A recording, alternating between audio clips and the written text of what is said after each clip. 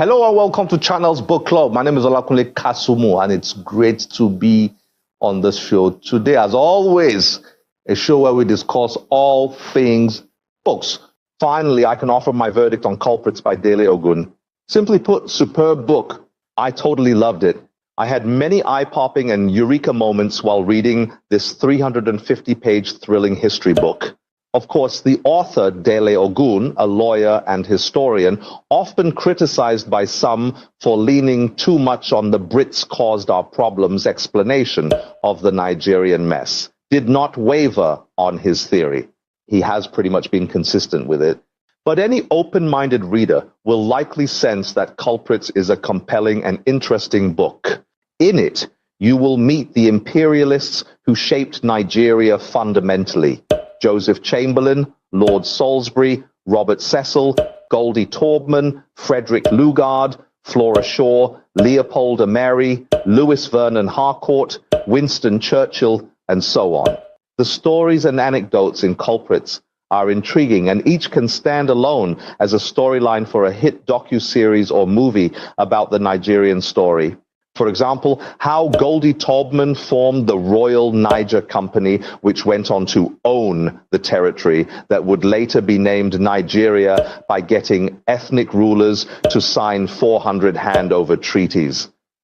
How the British government paid £865,000 as part payment for the treaties and offered 50% royalties on all minerals gotten from the Niger area for the next 100 years, which ended in 1999, as balance payment. How Frederick Lugard was recruited to secure Goldie's treaties, bring the north of Nigeria under British rule, and amalgamate the Northern and Southern Protectorates.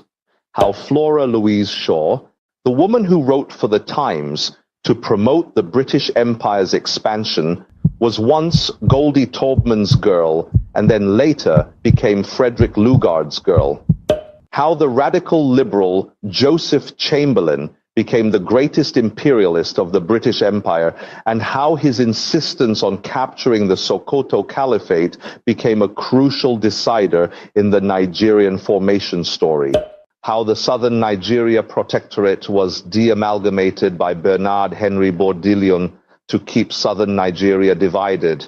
How Lugard used the indirect rule system to devastating effect in northern Nigeria. How the Biafra War was in some ways a proxy war, etc. There are many more sub-stories and subplots in Culprits.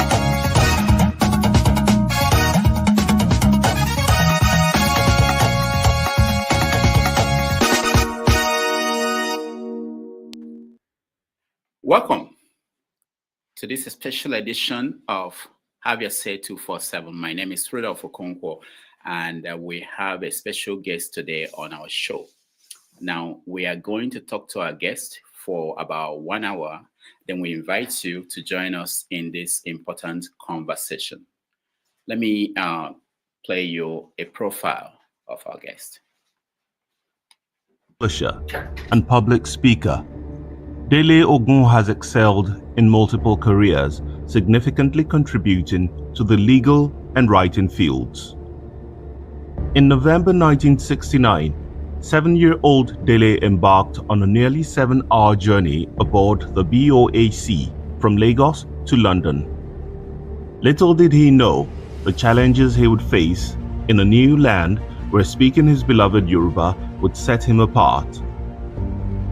Raised in the village of Ayede in Ekiti State by his grandparents, Dele quickly adapted by winning over local boys with his football skills.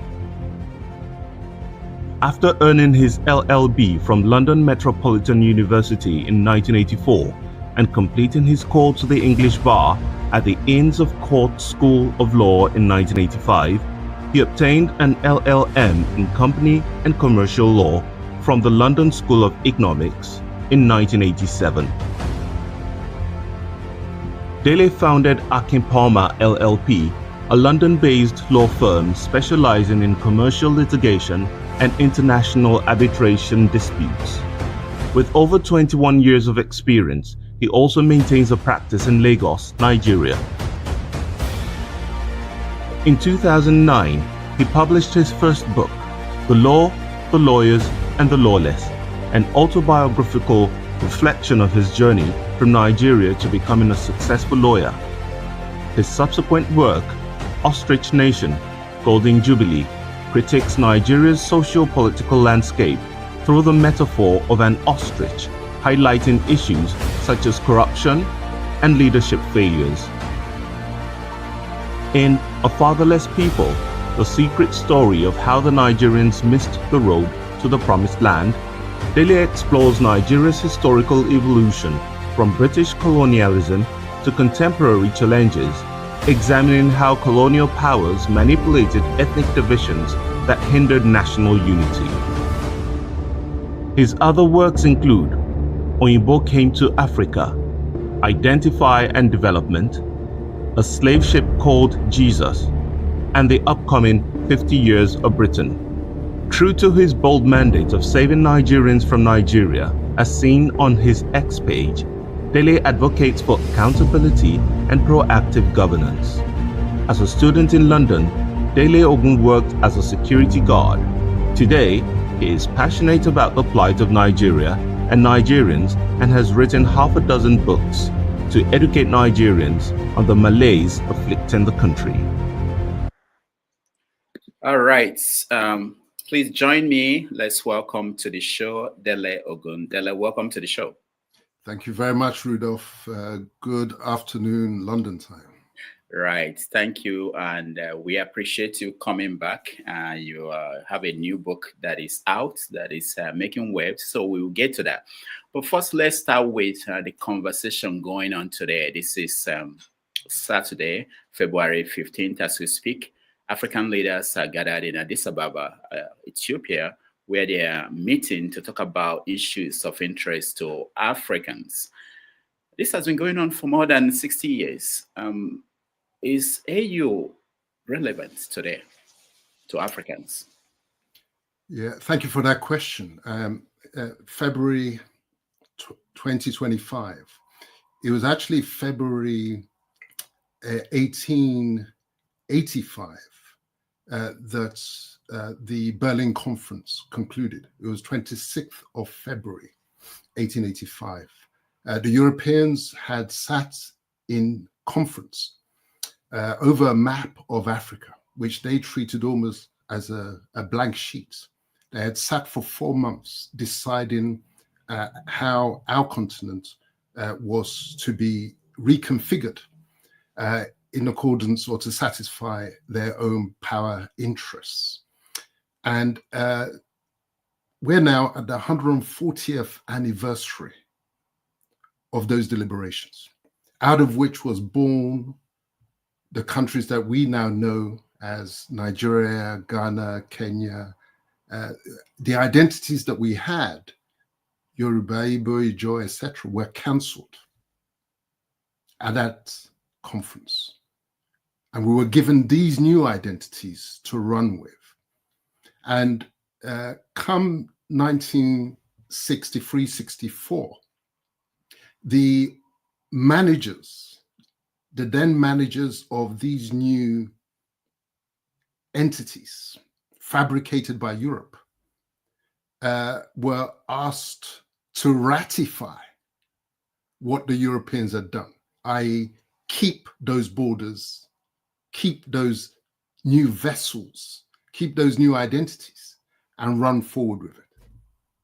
And a decision was made that we should stay within the European manufactured entities and identities. And since then, the AU, which was the Organization for Africa Unity, created, I say, by those European powers.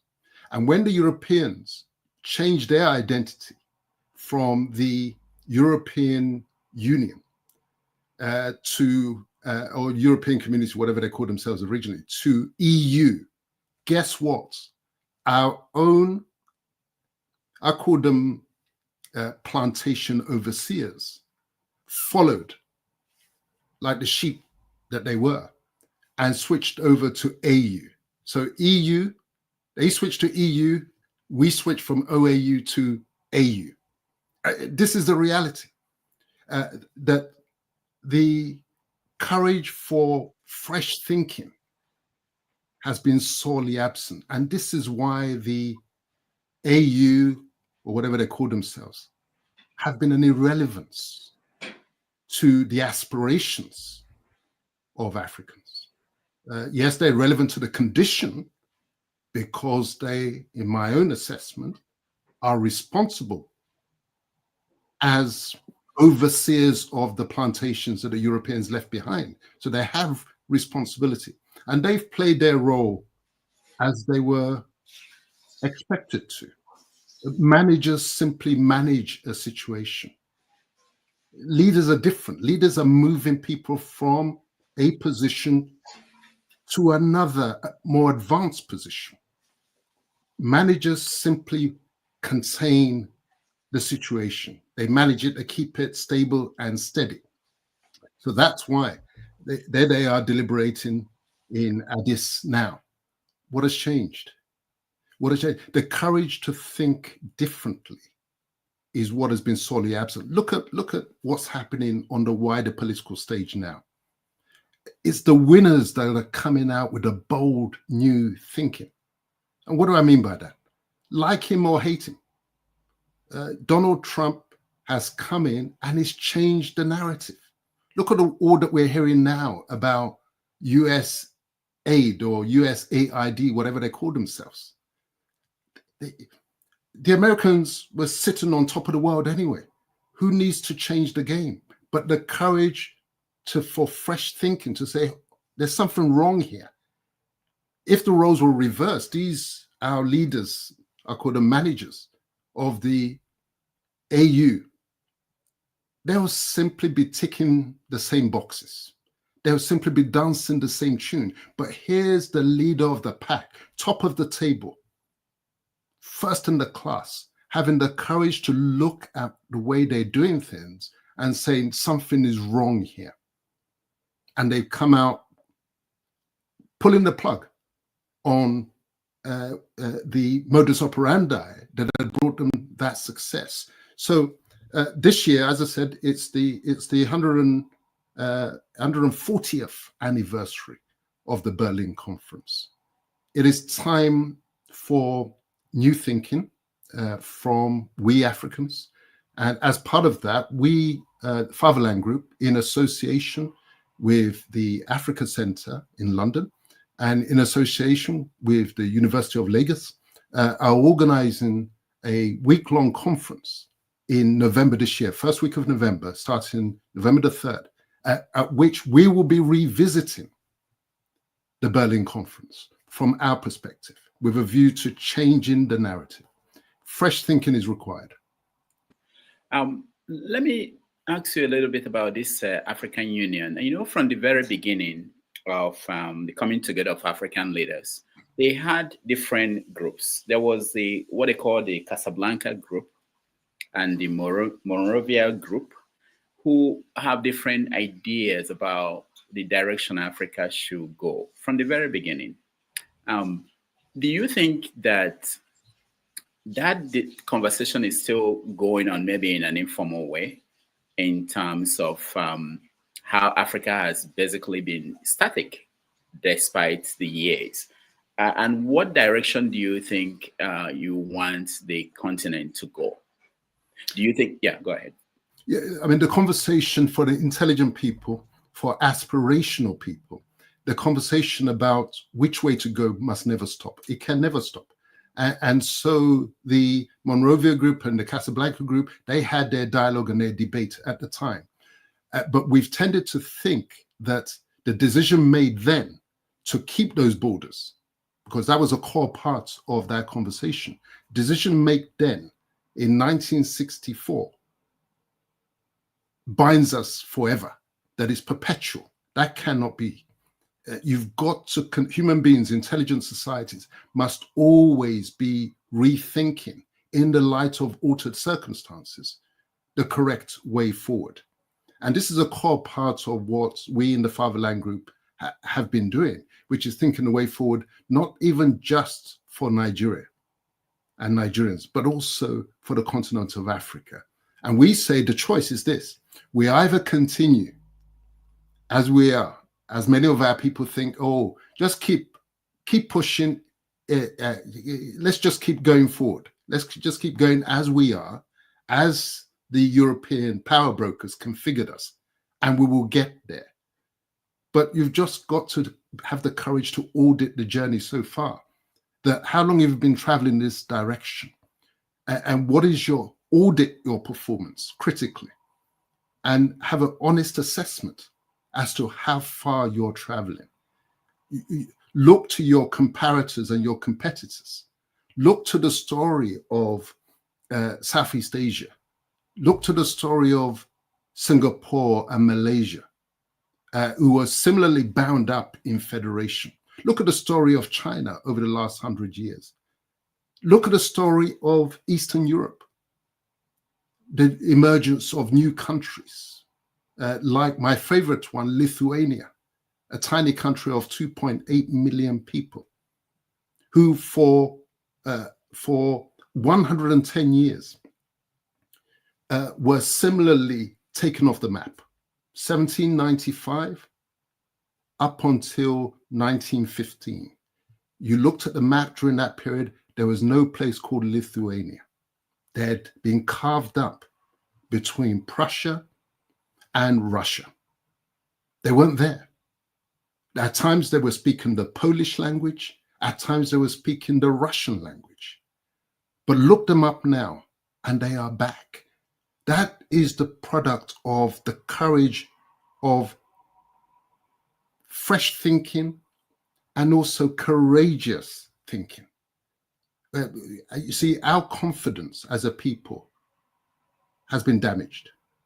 And confidence is like a spine. You know, as confidence is for the individual, or the spine is for the individual, so confidence is for the nation. If your spine is broken, you can't walk and you can't run. If your confidence as a people is broken, you can't walk and you can't run. It's all about restoring that confidence. That's what the nations of Eastern Europe have done.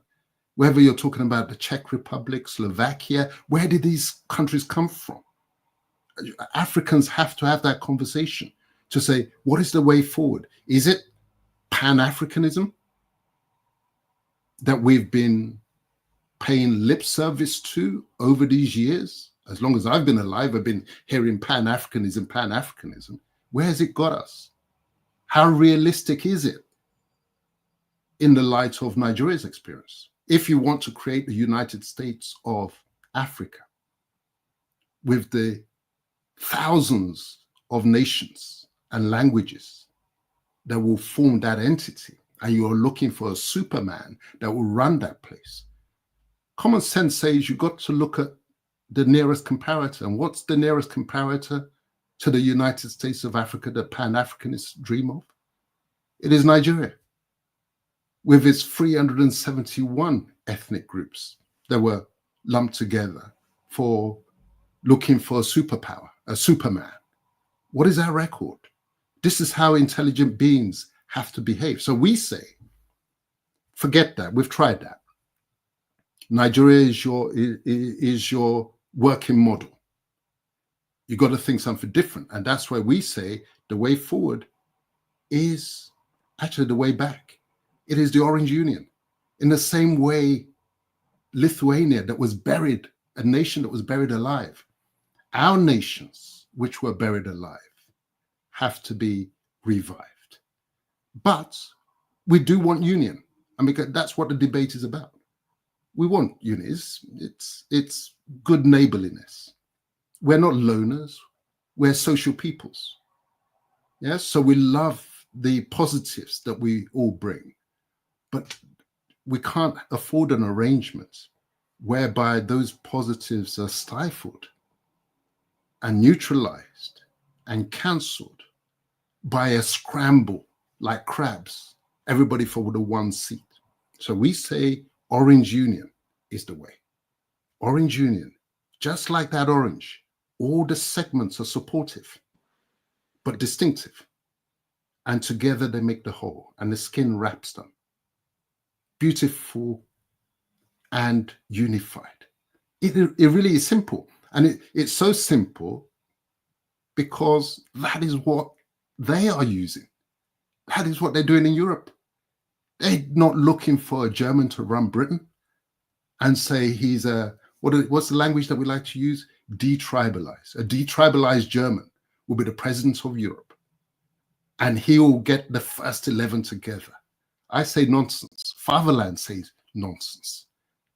Let's stop trying to outdo everybody else. Look across the world. Look how they organize their affairs. Little Vietnam. Who runs Vietnam? A Vietnamese. Look at Cambodia. It's the same. Why are you trying to be cleverer than the rest? Why? We need humility. That's what Fatherland says.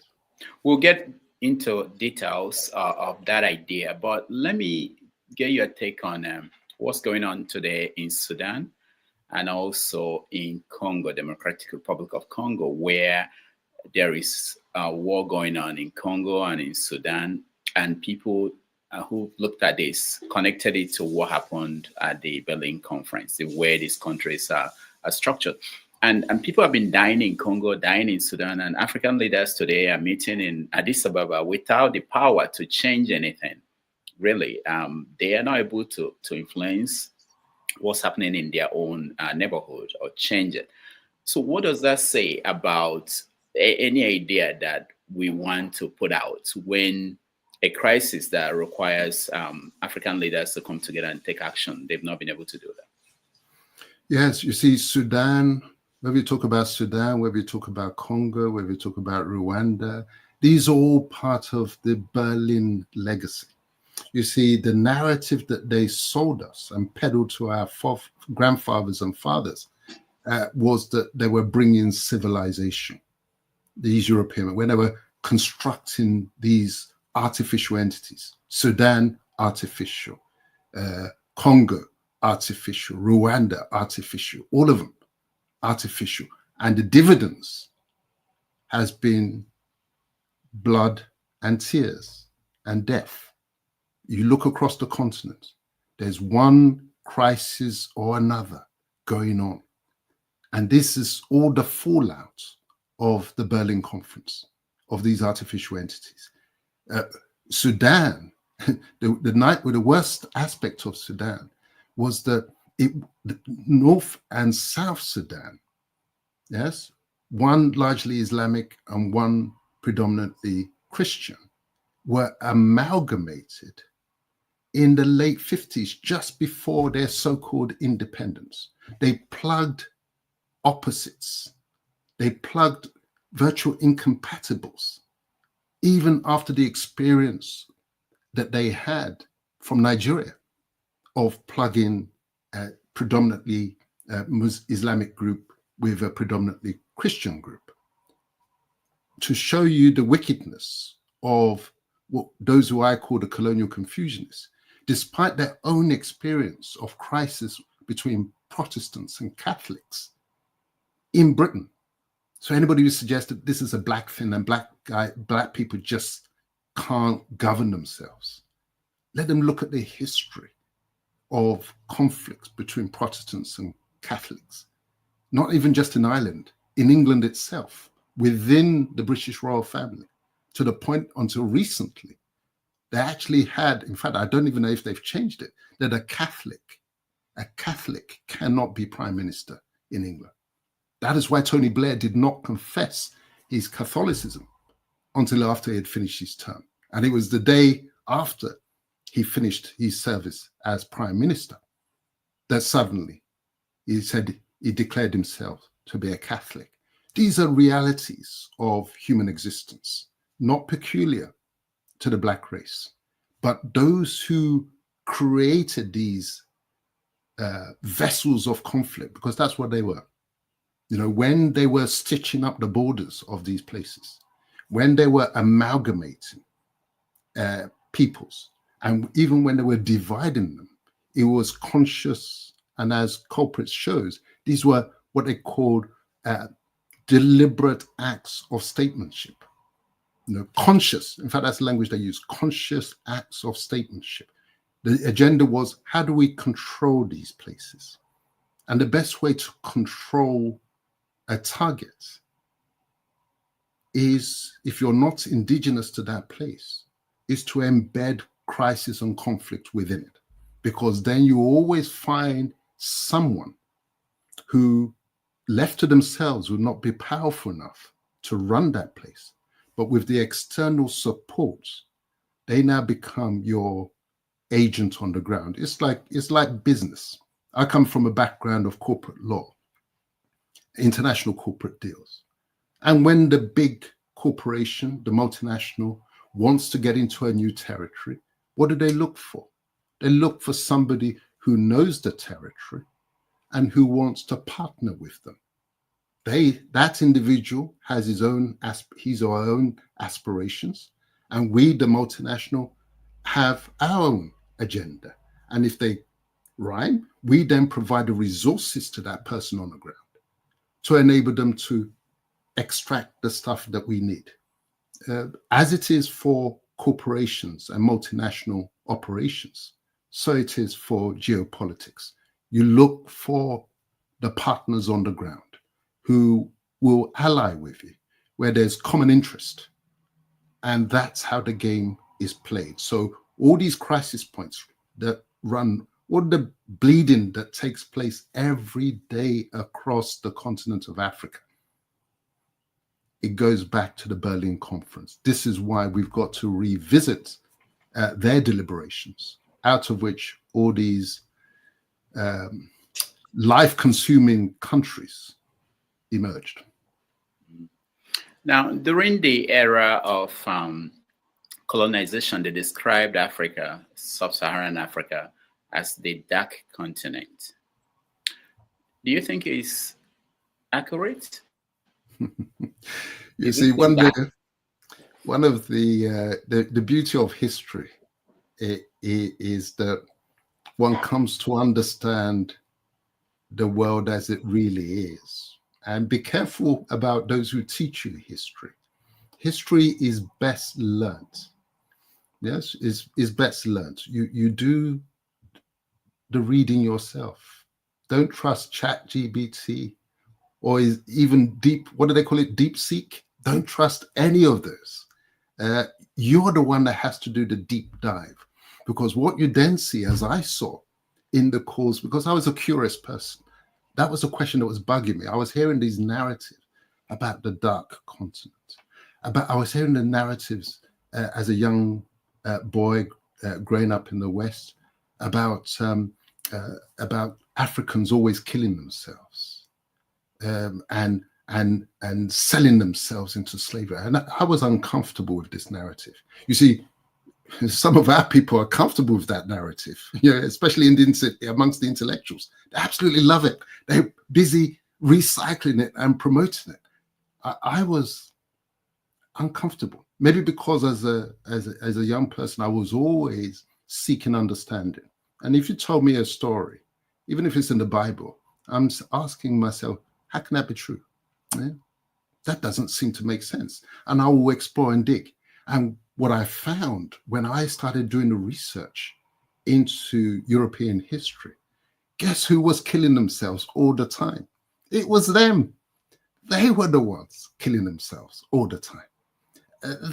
This is where their 30 years war came from, 1618 to 1648, 30 years. And that it wasn't between sort of just France against Prussia. Prussia became Germany. It was everybody against everybody.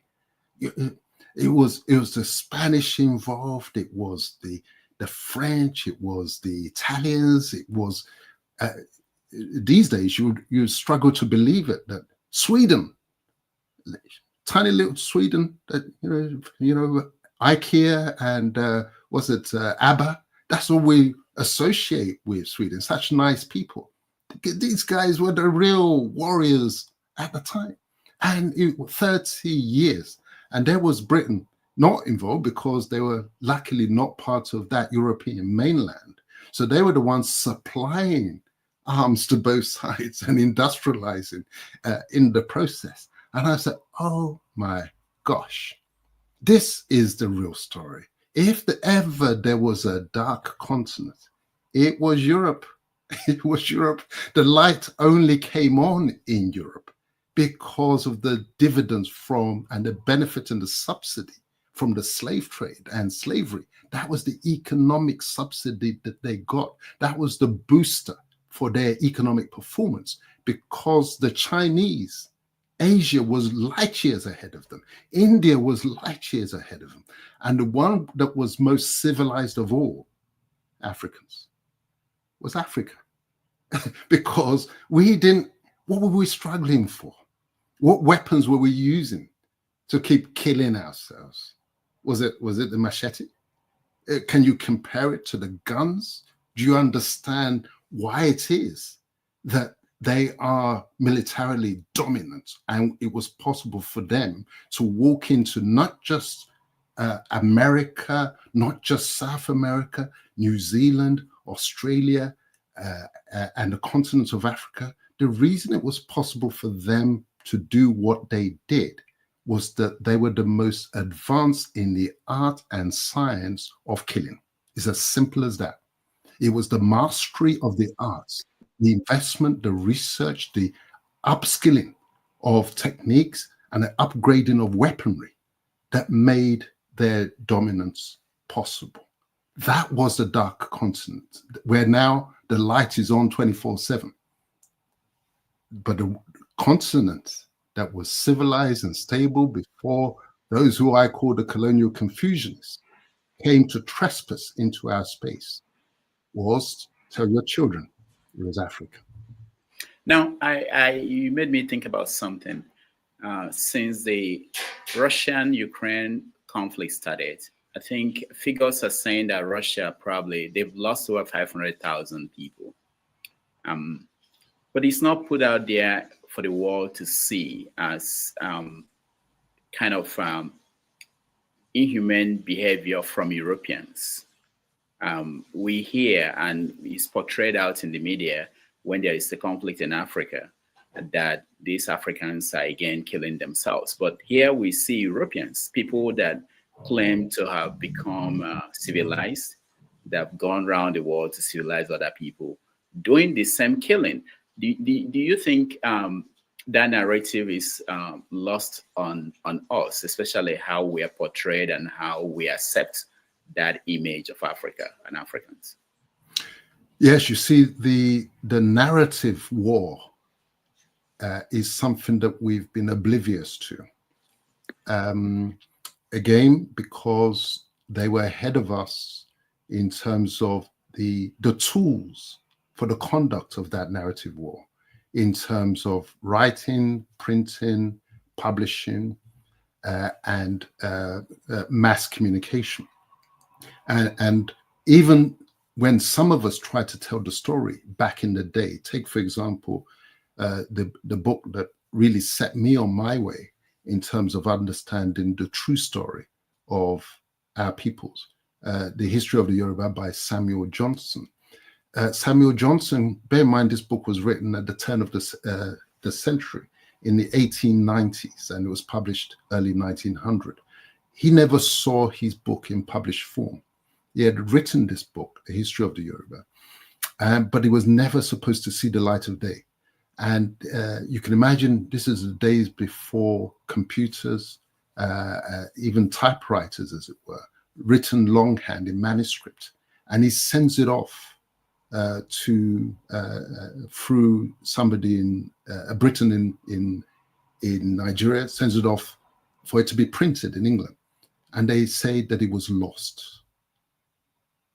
You can imagine what that did to the man. He never saw the book alive. Those narratives, these are the gatekeepers of the narrative. It was only his brother, the medical doctor, who now, from the manuscripts, the earlier drafts, that he now put it together, knowing the years that his senior brother put into the production of this contribution to the narrative, that he now put it together, and that's what we now have. So you see, the narrative is even more important than what happened, because think about a criminal. When he commits a crime, or he or she commits a crime, what follows? It doesn't just stop with the act. It carries on to when people start saying what happened, the criminal is going to try and control that narrative. He wants you to buy his version of the events, to deflect you from his own culpability. And we haven't appreciated fully the importance of narrative control. And this is something they mastered from a very early stage. So they do the acts. And when they now come to write about those acts, they've got two audiences in mind. They've got their home audience, because bear in mind, their people were not there to see what was being done. Whether it's the slave trade, their people were not there. That's why I don't scattergun blame their people across the board. They're always the actors who do the things. And then, so they've got to write the accounts of what happened for the two audiences, for our people, the victims, and our offspring in the years to come, because we must not know what really happened. And likewise, their own people must not know the true story. But somewhere in there, they keep the records. And we have left the writing to them. Partly because people, when you're sort of tied up in a net, you're busy trying to just get yourself free of that. And that's, our fathers were at that phase. It is now that we're relatively free of that net, or at least some of us. We're now able to set the time aside, but not enough of us are doing it. Too many of us are lazy. We just like to recycle what we've heard. You know, or if we go to our graves just repeating the stories, the propaganda, the lies that were fed to our fathers, we've wasted our intellectualism. We've wasted our learning, because true learning is having the courage to think differently, having the humility to respond and to respect to evidence that's now coming through and presented before you. I've seen some of our people, oh my gosh, you can have the hardest evidence, but because they locked into the followership of a personality or a political party or a left ideology or a right ideology, right-wing or left-wing ideology, they completely disregard the evidence that's before them, because the wrong person is saying it, the wrong party is saying it, the wrong person of the wrong wing of the political spectrum is saying it, rather than saying, use your brain, which is the greatest gift that we have. The greatest gift, use it. It's a filter. Trust your own judgment. Don't follow consensus thinking. Have the courage to stand back. And we saw it in evidence in this Ukraine thing, as you reference, where there they are before our very eyes, slaughtering themselves. Every so often a new weapon comes out, whether it's drones that are now being used to bomb nuclear facilities, etc. These are the true barbarians. We were painted as the barbarians, the uncivilized. These are the true barbarians who will always be pushing to reap where they did not sow, take other people's resources, take other people's lands. We as Africans have no record of that, of taking other people's land. Yes, I don't lose sight of the fact that these colonial Confucianists will always look for some amongst us who, with their, these are people who lack confidence. They'll go and recruit them. They'll big them up, give them a platform. All of a sudden, they are big players because they are first director of this and first chief executive of this or first leader of that, first black, first black, first black. These are just platforms that they've been given. These are not self-starters. Look at their record. So what have you done before? What have you yourself achieved all by yourself? And you see, I give credit to our opponents. They have an excellent recruitment formula. They know the qualities that they're looking for in those that they elevate. And they know also the ones that they must suppress and shut out. So it's not that we haven't had, we don't have the capability. The capable ones are always there. But as we've now seen from USAID or USAID, whatever you want to call it, how winners are backed and supported. So if you wonder sometimes, okay, how comes this person's got such a high profile, such a huge following? Dig a little more. The Americans, salute to Trump and Musk to that extent, to say, hey, rest of the world, see how we've been playing the game. You know, now you know.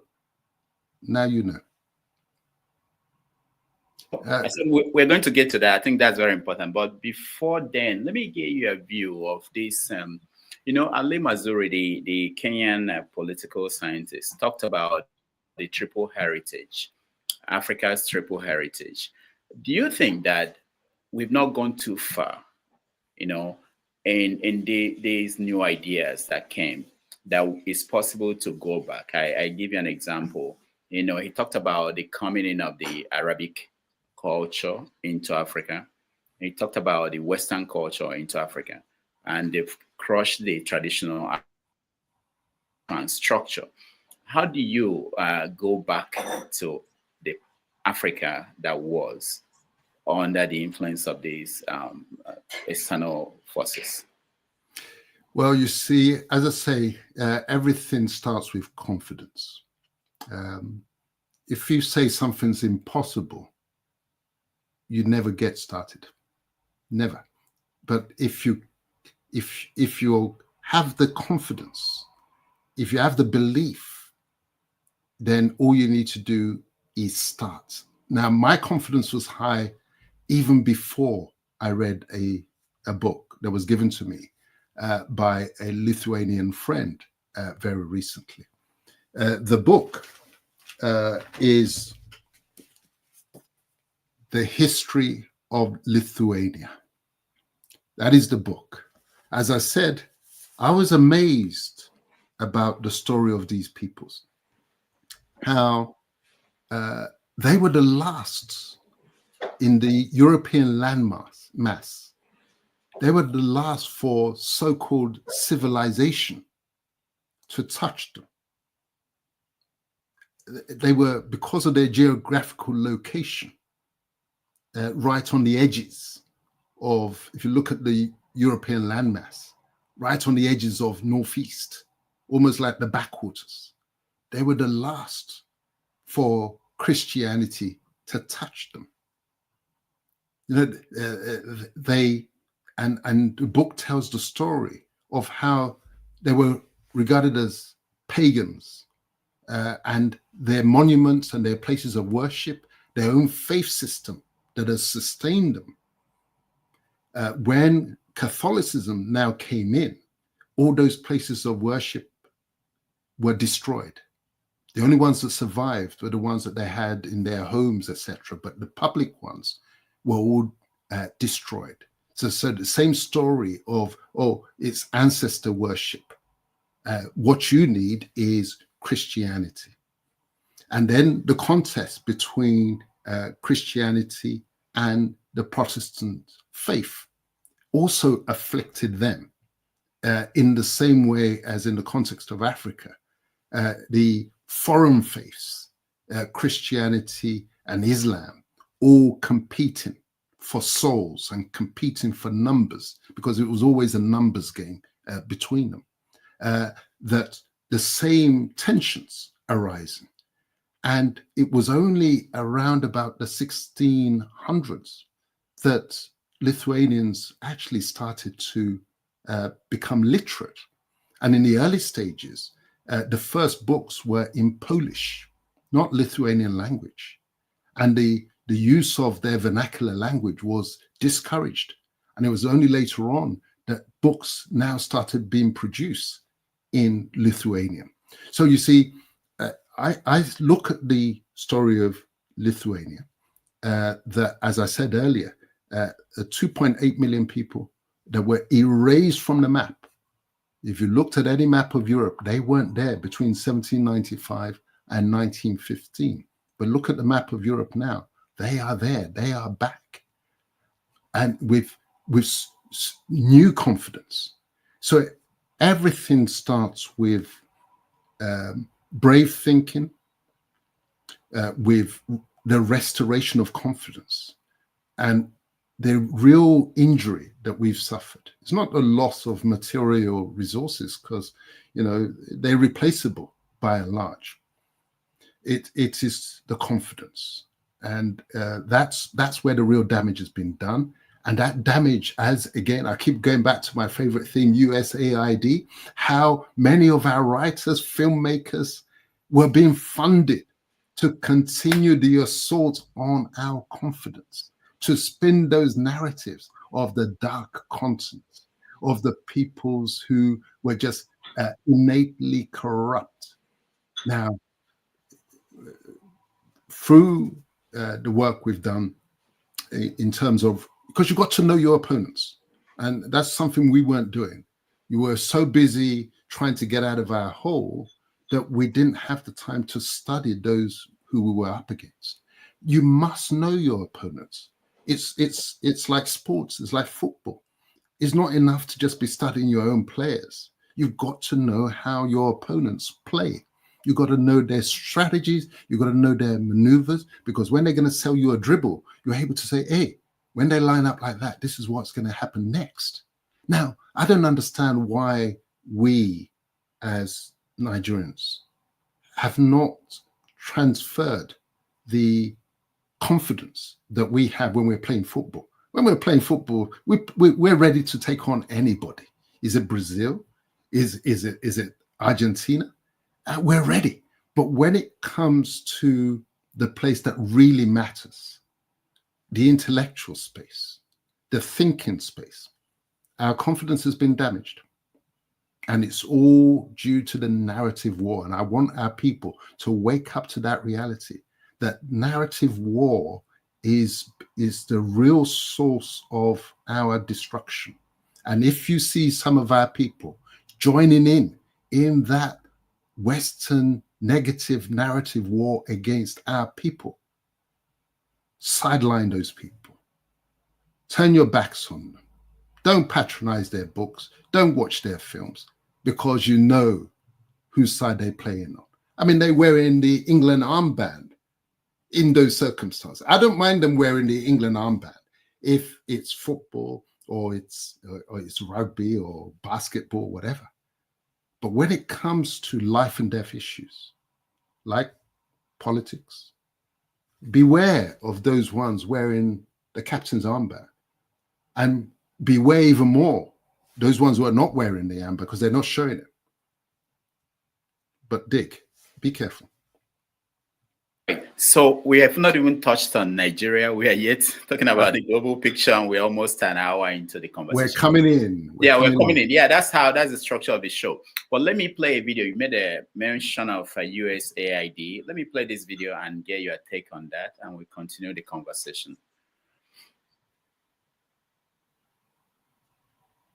Does that name ring a bell to anybody in the room? Because your money, $697 million annually, plus the shipments of cash funds madrasas, ISIS, Al-Qaeda, Boko Haram, ISIS Khorasan, terrorist training camps. That's what it's funding. If you think that the program under Operation Enduring Sentinel, entitled Women's Scholarship Endowment, which receives $60 million annually, or the Young Women Lead, which gets about $5 million annually, is going to women who, by the way, if you read the Inspector General's report, is telling you that the Taliban does not allow women to speak in public. Yet somehow you're believing, and American people are supposed to believe, that this money is going for the betterment of the women in Afghanistan. It is not. You are funding terrorism, and it's coming through USAID. And it's not just Afghanistan, because Pakistan's right next door. USAID spent $840 million in the last 20 years on Pakistan's education-related program. It includes $136 million to build 120 schools, of which there is zero evidence that any of them were built. Why would there be any evidence? The Inspector General can't get in to see them. But you know what? We doubled down and spent $20 million from USAID to create educational television programs for children unable to attend the physical school. Yeah, they can't attend it because it doesn't exist. You paid for it. Somebody else got the money. You are paying for terrorism. This has got to end. I yield, Mr. Chairman. All right. What do you make of this? It's been trending, and a lot of people have comments. What is your own take on that video? I agree. This has got to end. You see, this is what I mean about the courage to think differently. What the Trump administration has exposed and uncovered is something, if we had true governance and leadership in the Nigerian Africa space, those exposés should be coming from us. We're the ones who should have been finding the evidence to say, hey, look what they are doing. Look at the sources of what we found about the roots of Boko Haram. But because, as I said, they've put managers in place rather than leaders, because of the confusion that they've created by making us focus on chasing that one seat for a superman or superwoman, we're not doing the things that we're supposed to be doing. It's going on all around us. And it is the Americans, the ones who are top of the league, who, because they want to even make themselves, as Trump says, make America great again, it is through the pursuit of their own interests that they're now exposing what we should have found out if we were really if our leaders were really on our side and batting for our people. Now we know how the game is played, and you know, there was I saw on Twitter that the American Vice President Vance, he was speaking in Europe just the other day, speaking on the security issues in Europe, and I was hearing from him something again, that if we had true leadership in Africa, not managers, not overseers of European plantations that were left behind. This is the stuff that we should have been saying, at least to our own people, even if they don't want to hear it. And Vance was saying, you're talking about China and Russia. He said the real threat is within the attack. European leaders, European states are engaging in and indulging in on European, what they call European values.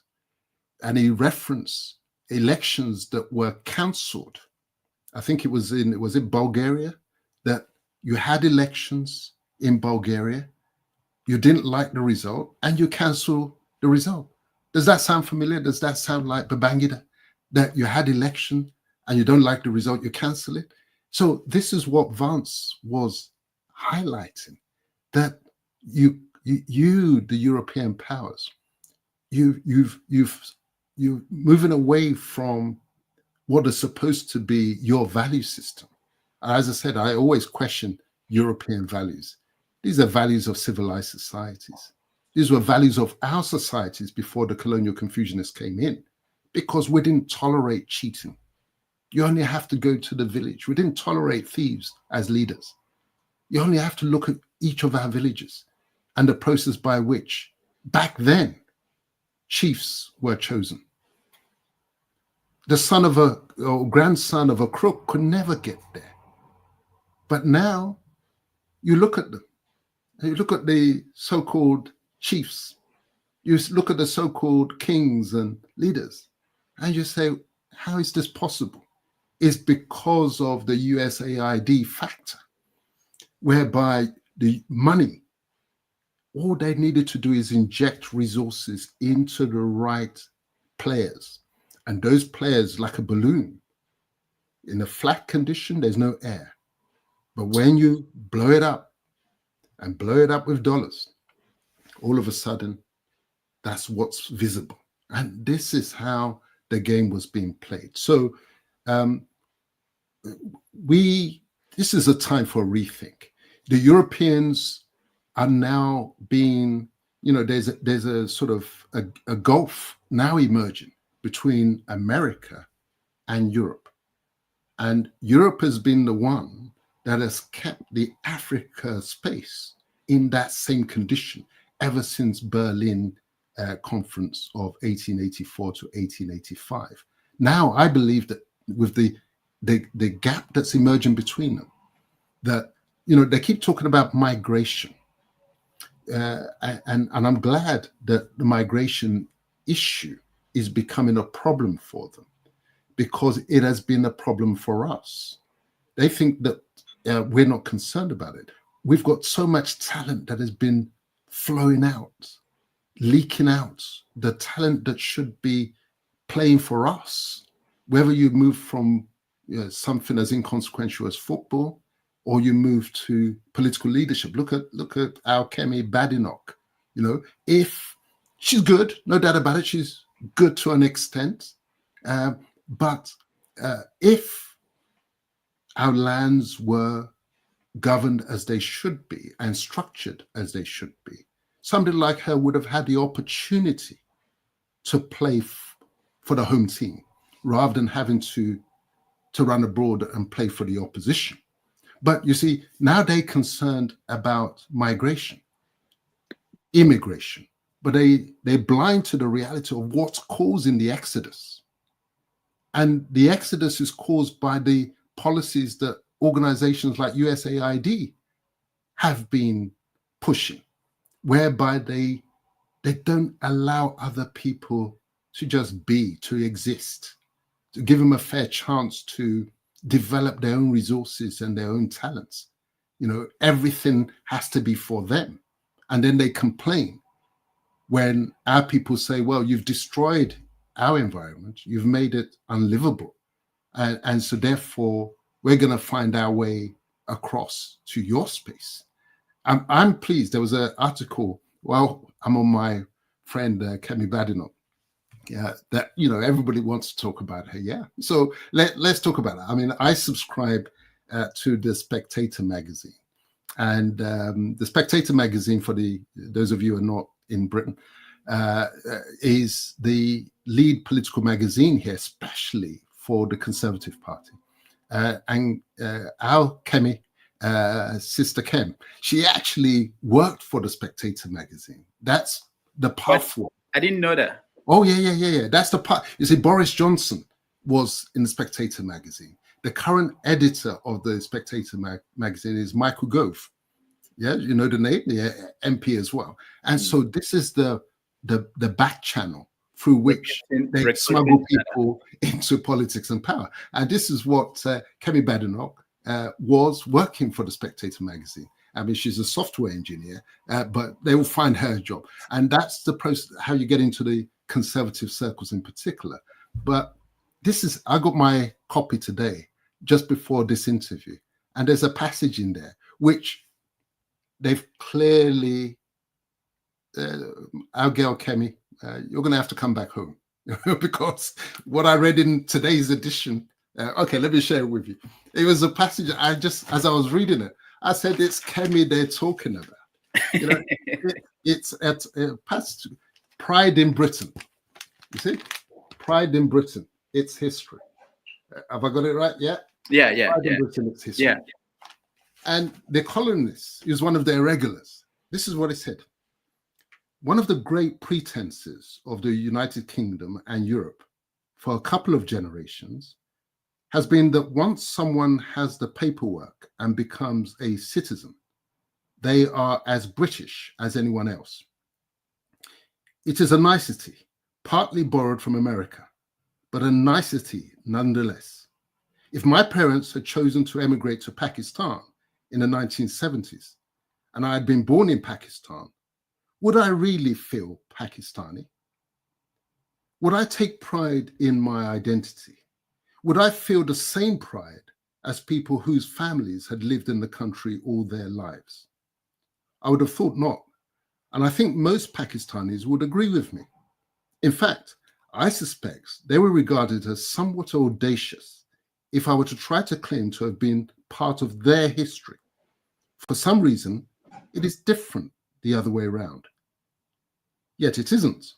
When someone whose family has been here for generations says, we, you know that they are speaking not just on their own behalf or on behalf of everyone else in the country, but on behalf of their forebears. If I refer to the time when we defeated Hitler, saw off the Kaiser, or beat Napoleon, I'm not saying so because I had any role in these battles, but because my ancestors did. And I feel deep pride in and gratitude for that fact. Can someone whose ancestors do not come from this country feel the same pride? If their forebears were Commonwealth soldiers, very possibly. But otherwise, I don't believe it is common. Kemi, you better pack your bags, girl. You're coming back home. That's the reality. Below the belt. That's now, but you know, there are so many ways to go with this story. My grandfather fought during the Second World War. Should I also be proud that we defeated Hitler for the British Empire? Is it? Well, anyway, let's leave Kemi and is to take us so far away from Nigeria, and I want to get back to your book. So now we have Nigeria. You said earlier on that Nigeria is more like a template of Africa that is not working for everybody.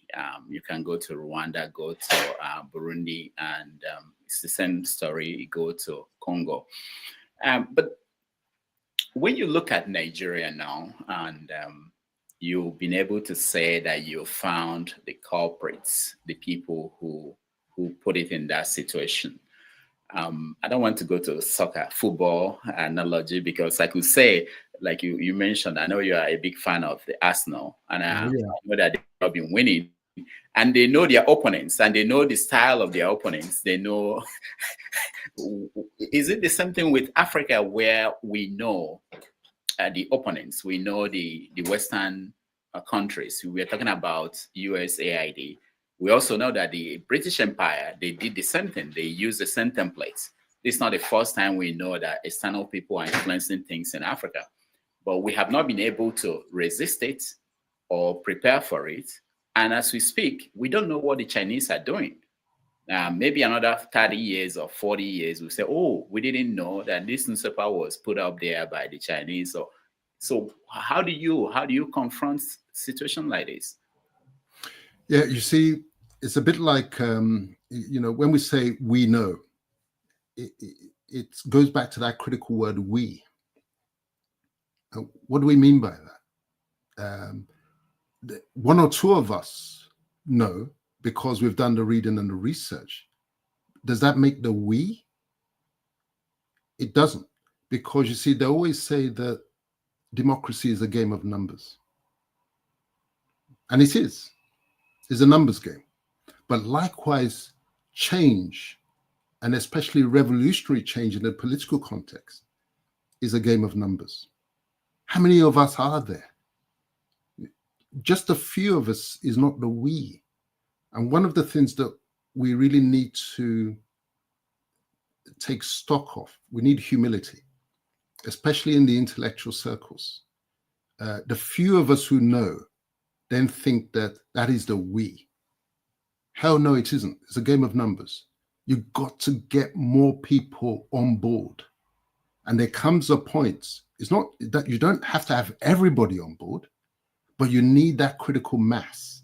And then the challenge becomes, how do those of us who know get more across? Well, it's through dialogues and discussions like this. This is why this platform is so valuable. It's through talking to ourselves, discussing. When you hear somebody recycling a story, a narrative, a version of events that you heard 5 years ago, 10 years ago, equip yourself with participation in programs like this, just to question them, challenge them, do the research, do the reading, because it's almost like a process of, the analogy of immunization. What were they trying to do through the COVID exercise when they had us all locked down? They wanted to immunize and inoculate as many people as possible. The inoculation that we need urgently is the inoculation against political ignorance, because it's political ignorance that they use to dance on our heads. When they say, hey, go and collect your PVC, everybody rush out to collect the PVC, and they give you options, all bad options, because all the bad options, there's no real new thinking coming from them. Listen to them carefully. They're just saying, I will do things differently. Check their ideology, check their philosophy, find out what they've written, what they've read. We don't do that because they know it's a numbers game. And they know that the numbers game is against those who actually do the research, who do the thinking, who participate in programs like this. Because that's how the colonial Confucianists set Nigeria up to fail. I'm looking at your banner. Who set up Nigeria for failure? And people say, so you keep blaming the British. Well, I do with good reason. Because, again, USAID is telling us now, this is how the game is played. You think it's played this way. But look underneath and see what's really going on. You weren't supposed to know. It's only now in their own interests, in the interest of making America great again, and so you're wasting taxpayers' money because you're giving funding to Boko Haram and this, that, and the other, that now we're beginning to say, oh, maybe Dele is right. Maybe there is this external factor going on. Now, as I said, it is a game of numbers. We need to inoculate and immunize so many more. And I always say I always reference the work of the missionaries who brought Christianity, their version of Christianity. And likewise, their counterparts on the Islamic front. How did they win the converts, whether to Christianity or to Islam? How did they detach us from our own faiths and our own leaders and our own value systems? We've got to do the reprogramming by using their techniques. It was conversations. It was missionary activities. We must all be missionaries. Reach out to the neighbor. Reach out to the next person. Speak to them. Engage them. Become like a Jehovah's Witness. The Jehovah's Witness who come knocking on your door when you're in you may be in the bath and you think it's a parcel that's been delivered, and then your doorbell rings and you run downstairs half naked and you open the door and it's a Jehovah's Witness, and you say, oh my gosh, that's what you got to be. You got to be a nuisance in terms of spreading this new gospel that Africa, this ain't our story. This is not where the continent story finishes. That we've got a new narrative now that we know. Now that we know, we just the what next? You get many more, so that we be very careful about it. Many more must know, such that there comes a point you've got the critical mass, and then the change comes effortlessly.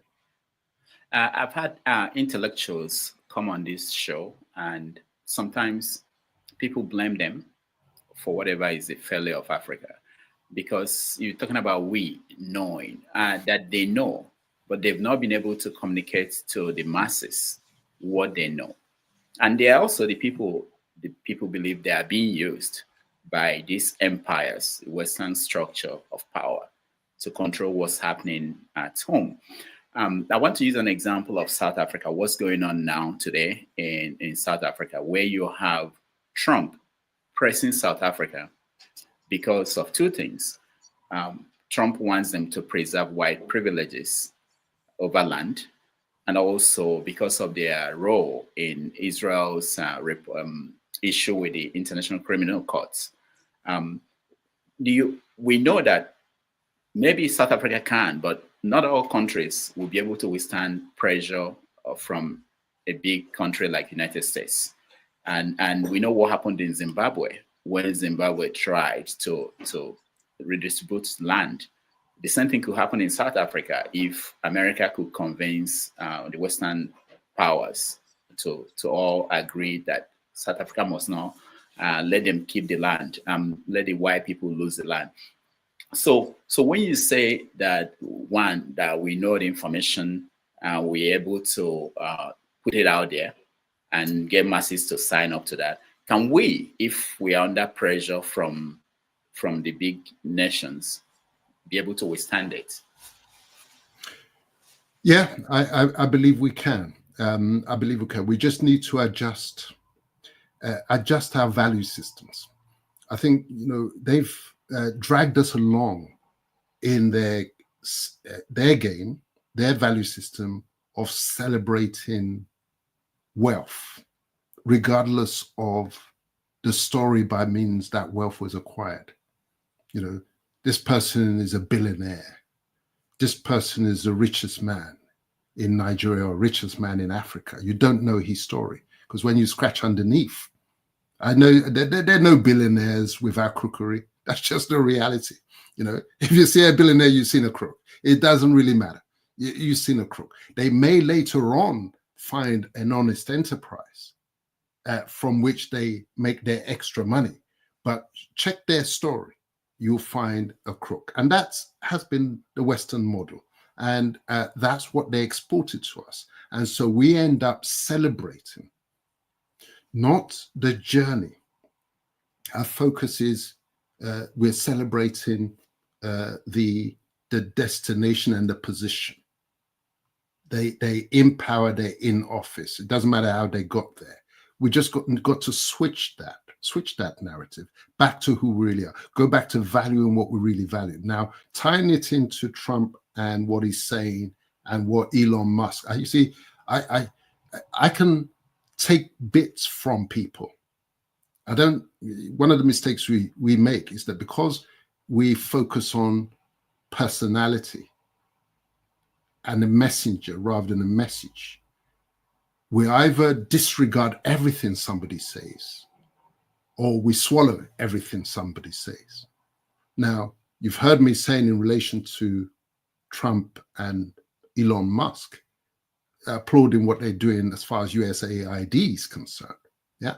But on the other hand, I can see what they're up to, what is driving them. And what is driving them in the context of what they're saying in South Africa, which links to Israel, which links to their agenda for America. This is settler colonialism.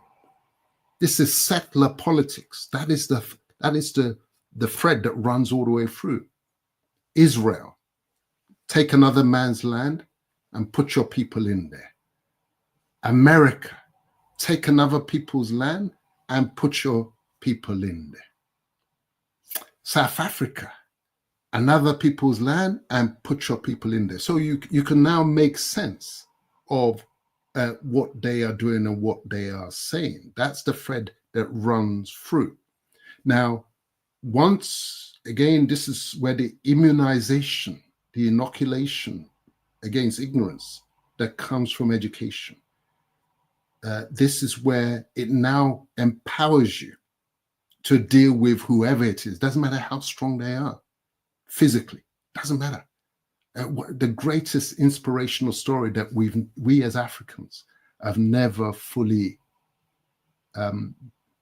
been exposed to We were ignorant of it, and we still largely are ignorant of it.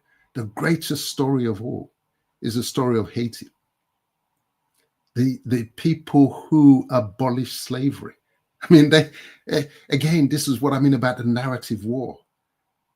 The narrative war, it was the Haitians, the Africans in Haiti, you and I, that were taken out of the west coast of Africa, planted against our will, dumped in Haiti. They were the ones who fought their slavers with the weapons that they were able to get hold of, fought and freed themselves. And of course, that narrative had to be killed. The narrative had to be controlled because they knew that that would inspire everybody else and empower and uplift everybody else whose confidence they had damaged. This is what I explained in A Slave Ship Called Jesus. It was the Africans who freed themselves from slavery. The Africans in America they were told, fight for us. When we win, you are free. Now, as an enslaved person, and you say, here's the bargain. Put your life on the line, put my life on the line, and then I'm free. Our people stood up, signed up for that. And at the end of it, that's how they freed themselves. But who tells that story? I've told the story in The Slave Ship Called Jesus. I told the story of Haiti, how those guys fought and won their freedom. And even after they won their freedom, you know what? The Napoleon, Bonaparte himself, he couldn't accept that outcome. And what did he do? He made peace with Britain. And in order to be able to send the whole of the French army in against Haiti with no distraction. And it was a fight to the finish, no mercy. It was brutal slaughter. And the Africans won. That was what put the frighteners up, all the slavers in the various plantations across the world. When the story got out of how the Africans won in Haiti, and how Haiti now became African. It was French. It became African in consequence of that no mercy fight to the finish. We've got nothing to lose. And it was the fear of repetition of that in other plantations because of the ratio of enslaved to slavers that said, we need to shut this thing down. Now, that is the, you see the uplifting, confidence restoring, inoculating powers of learning, of real education. We just spend too much time chasing the dollar, chasing the pound, chasing the next 10,000 pounds, 100,000 pounds. Whereas what we really need, what our people really need, is the restoration of confidence. That spine surgery needs to be done to restore the spine, refix it, reset it, such that we can now begin to play to our potential. And then, you know, we'll just be like everybody else, like Singapore, you know. It's the miracle started in Singapore only after they had the courage to say this isn't working. Now, there's so many of our intellectuals who are invested in the narrative of saying it is working, just keep going, just keep going, just keep going. Don't believe them. All right, we're going to take a break. When we come back, we're going to have you zero in on some issues in Nigeria. I want to hear what you think about the Sultan and Sharia law and panels in the Southwest. There's a push to have Sharia in the Southwest. Also, there was an attempt to create states in Nigeria that is going on in the National Assembly. And we have about 31 new states suggested.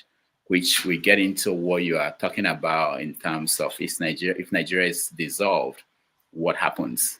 So I want to hear your view on that. And then, of course, the issue of Nnamdi Kanu and the Nigerian judicial system.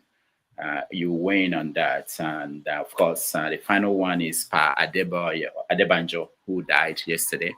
Some people are saying that may be one of the last nationalists that anybody will be called a nationalist in Nigeria. What does that mean for the country? So we take a break, we come back, we get you to weigh in on those things, and then we let our people in so that they can be part of this conversation. Thank you so much, Dele. Yeah.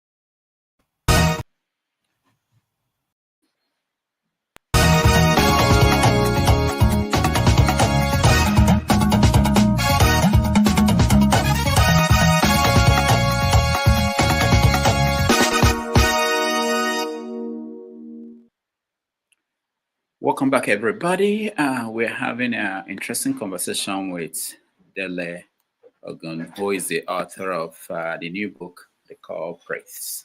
So, Dele, let's get to Nigeria and some of the issues in the news in Nigeria. Yesterday, we know Ayo Adebanjo died at the age of 96.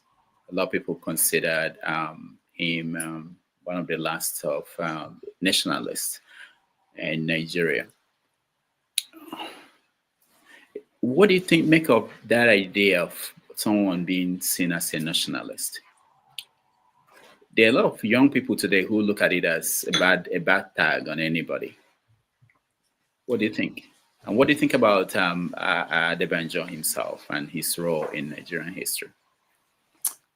Yes, well, thank you for that. First of all, yes, I pay my respects to Pa Ayo Adebanjo. I had the honor to meet with him on 2 occasions in recent times. One, to present him with a copy of my History of Nigeria, A Fatherless People.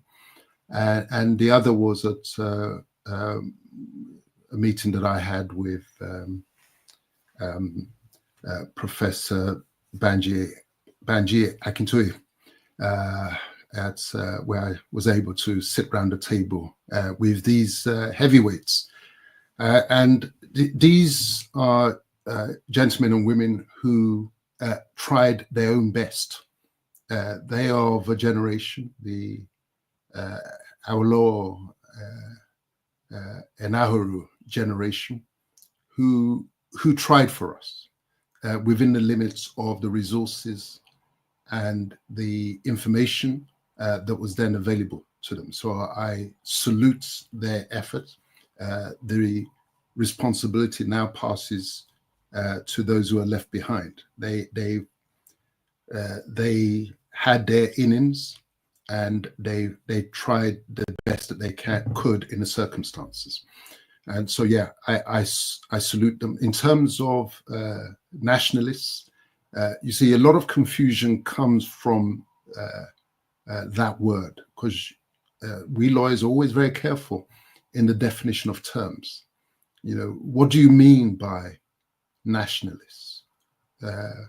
What is the nation that underpins that nationalism?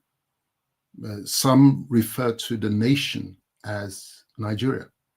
And from what I knew of Pa Adebanjo, the nation for him was Nigeria. He was one who wanted to get the best out of the legacy that we had been left with, this Nigeria construct. And that's why he was not one who played the politics of petty, I used the term tribalism. But again, that is misleading, because the tribes who are competing for that one seat in the Nigerian nation, these are actually nations. So you see, there are layers of nationalism, and it's a question of what level are you playing at. If you're a nationalist, there's some who, as I said, like Chief Adebanjo, that were the nation was Nigeria. There are others of us who say that the nation is not Nigeria. Nigeria is a country. Nigeria is a state. The nations are those who were thrown into Nigeria by the culprits. The nations are Yoruba, Hausa, Ijo, Ogoni, Kanuri. Those are the nations. And that's where the real nationalists are. And nationalism, again, has been used as a dirty word by those who are trying to promote the Western stroke European agenda of stay as you are, stay as we made you, because anything else is the politics of hatred. of pettiness. Whereas in Europe, the politics they play is that politics of lower level nation, organic nation, the politics of being Welsh, being Scottish, being Irish, being English. But without, it doesn't mean that you stop being British. You can be both. It is all right to wave your Welsh flag in Britain. Whereas we say, if you wave the flag of Yoruba nation, you're a separatist. You hate everybody else. You want to break the place up. Why do I go back to the theme of us trying to be better than everybody else? We're only human. And it's a natural human sentiment that these ties of loyalty, they start from the lowest cell. It starts from your family. It moves up to your wider family, cousins and relations. It moves up to your community, and then moves up to your village, and it moves up. That is just human nature. The rest of the world understand that. They're comfortable with being German and European. It's those, the mavericks, the ones who really are just servants of the European Confucianists, the colonial Confucianists, who want to try and make us uncomfortable with our organic and God-given identities, and say we must never mention these nations that sustained us for the thousands of years before the colonial Confucianists came in and caused their confusion. So nationalists, it depends at what level. You know, we say it doesn't have to be either or.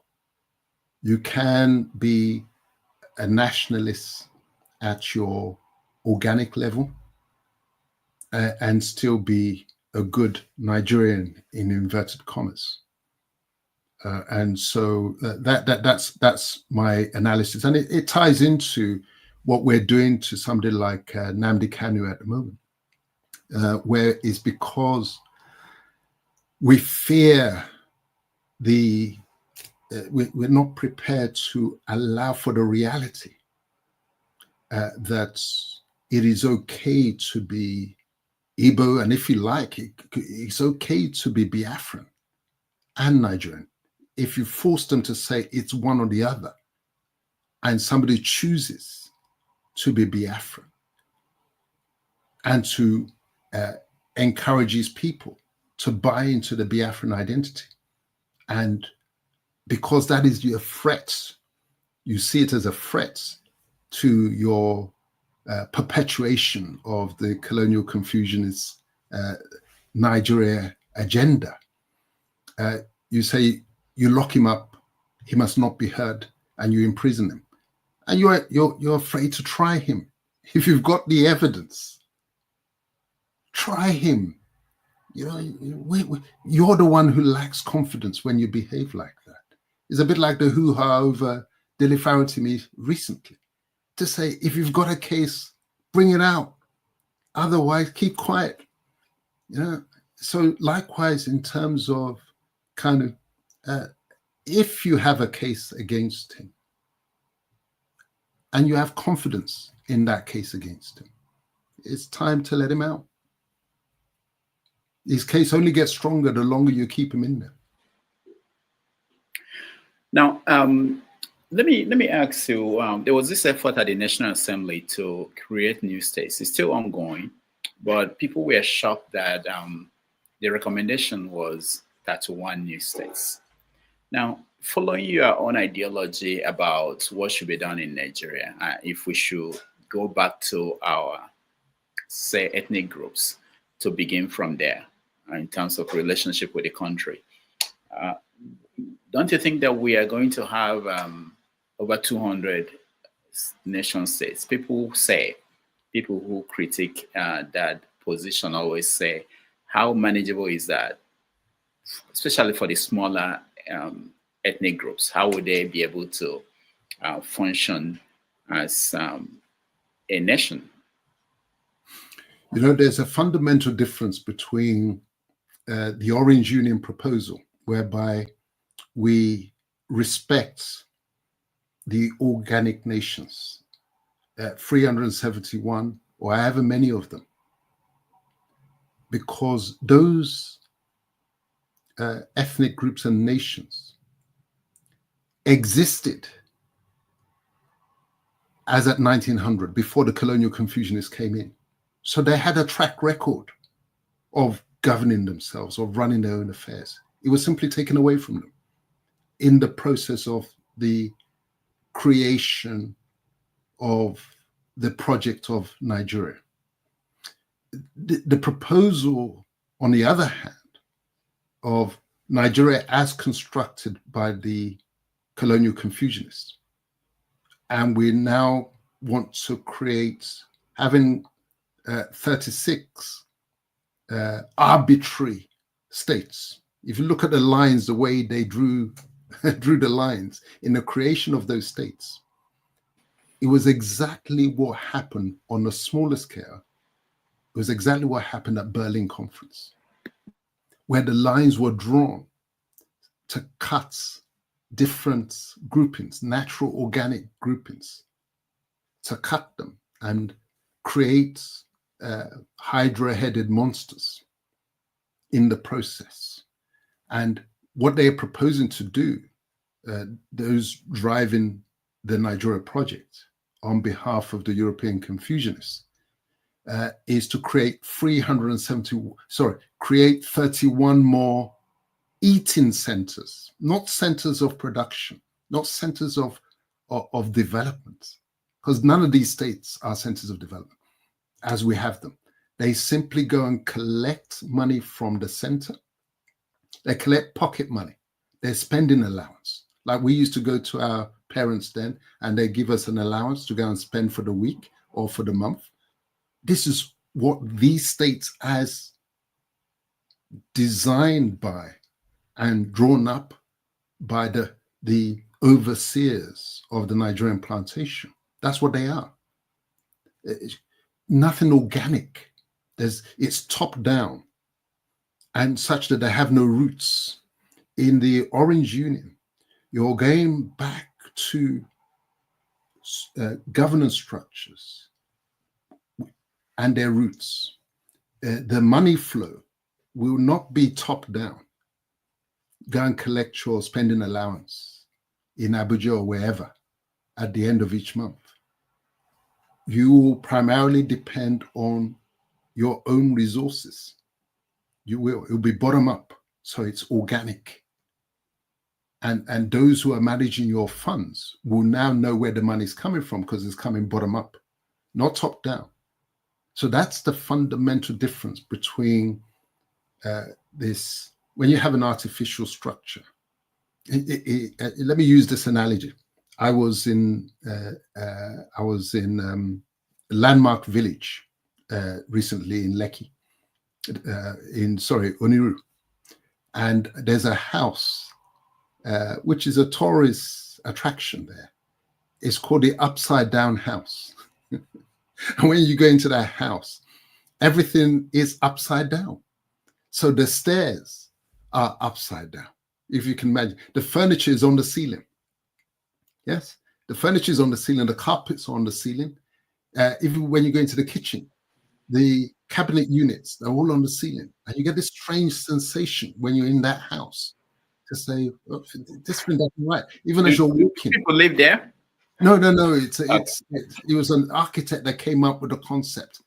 Please go there. It's the upside down house. That is Nigeria. It is the upside down house. So things are coming from the top downwards rather than from the bottom upwards. And any house that you build, if you build it top down, it can never be as strong and solid as one that you build bottom up. Orange Union is bottom up. These Apple Union that they've got, where they're slicing the apple into more and more states, can never work. So go and see that house, the upside down house. That's Nigeria for you. I will. So let me get you to weigh in on this issue. Recently, there were people pushing for Sharia in the Southwest, and they said it's for the benefit of people in the Southwest who are Muslims. And the Sultan of Sokoto wedding. In the reaction, you mentioned a few minutes ago, Professor Banji Akintoye. He issued a statement where he essentially said to the Sultan that you don't have, there's no Islamic law that gave you power or control over people, Muslims in the Southwest, and that you didn't say anything when Fulani herdsmen were killing people in the Southwest. Why are you talking now? This week we saw stories that imams in the Southwest picked a day for Ramadan. So right there, they are saying that we are not going to wait for the Sultan to issue a day that all Muslims in the country will observe the start the Ramadan. So which goes into what you've been talking about the structure of the country and how things before the colonial people got there, the people in the Southwest were running their own affairs. So where do you think, if your proposal, this idea, which is also connected to the idea of national sovereign, national conference, if it's not done, where do we go if we continue on the trajectory that we are?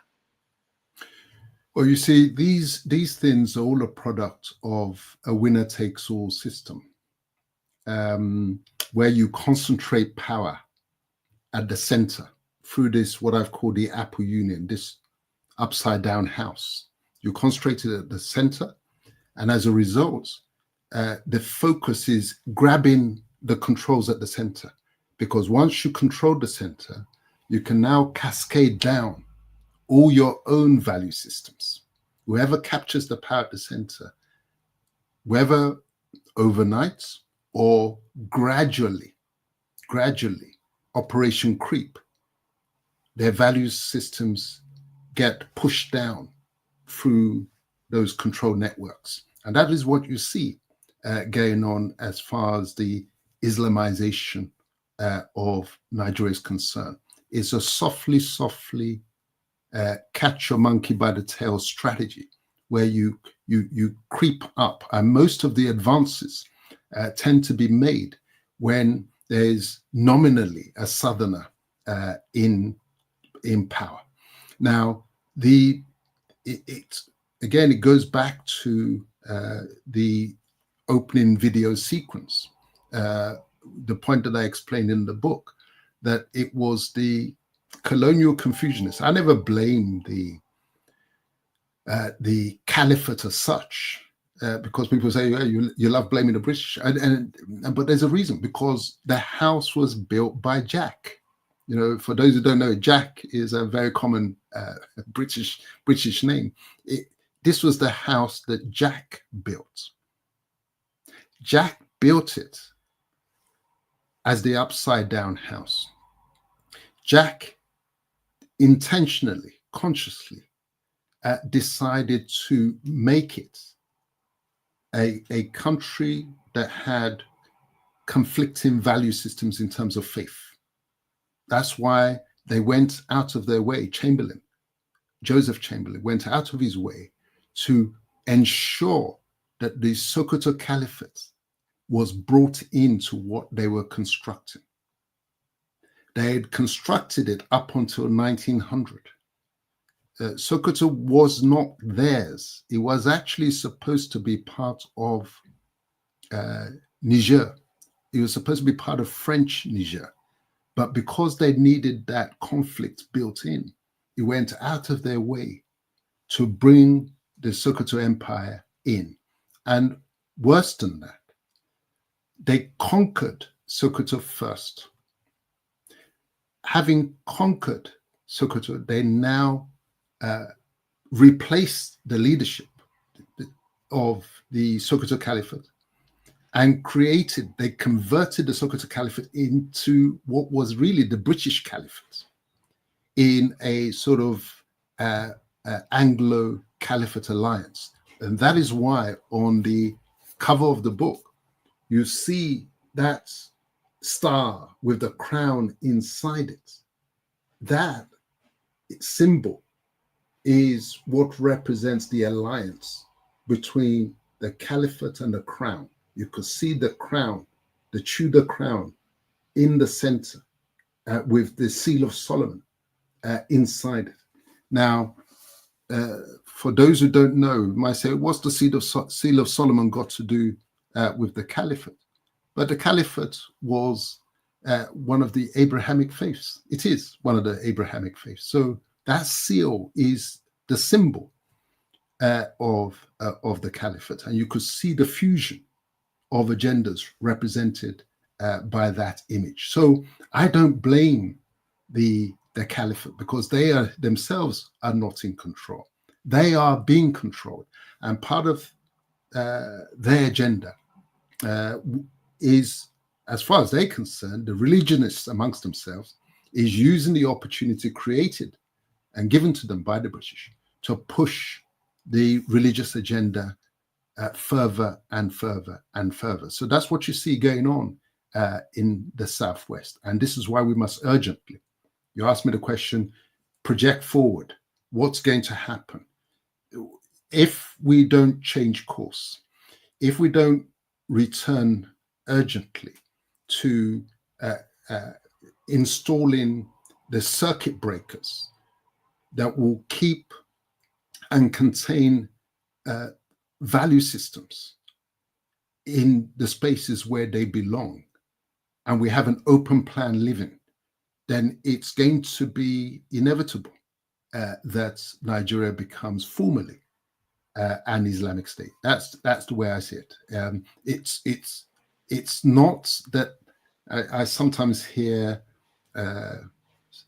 some intellectual commentators in the South say, "Oh, the Caliphate are just strategically brilliant, and strategic genius is how they got to." Nonsense. Total nonsense. The strategic genius behind their advancement, they were conquered by the British in the space of, Sokoto fell in the space of 24-hour battle. What kind of strategic genius is that? The strategic genius is the British, who converted and adopted the Caliphate into their vehicle. As I explained in the book, they did the same in South Africa. They conquered the Boers, and having conquered them, they changed their leadership and now appointed them as the local overseers of South Africa. It's an old formula.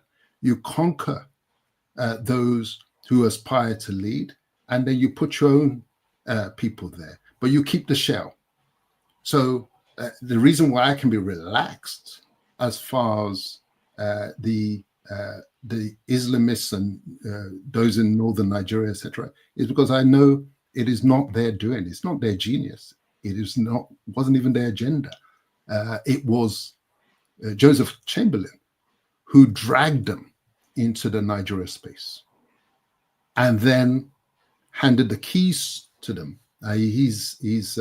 When the time came, it was Macmillan, Harold Macmillan, who handed the keys to them formally to look after the plantation. So our quarrel is not with each other.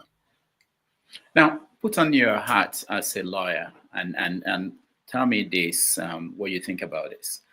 A Muslim who lives anywhere in the country, not just in the Southwest, who decides that he wants or she wants to be some of the affairs of his life or her life to be governed by Islamic dictates, something like they were calling for what they call Sharia panel.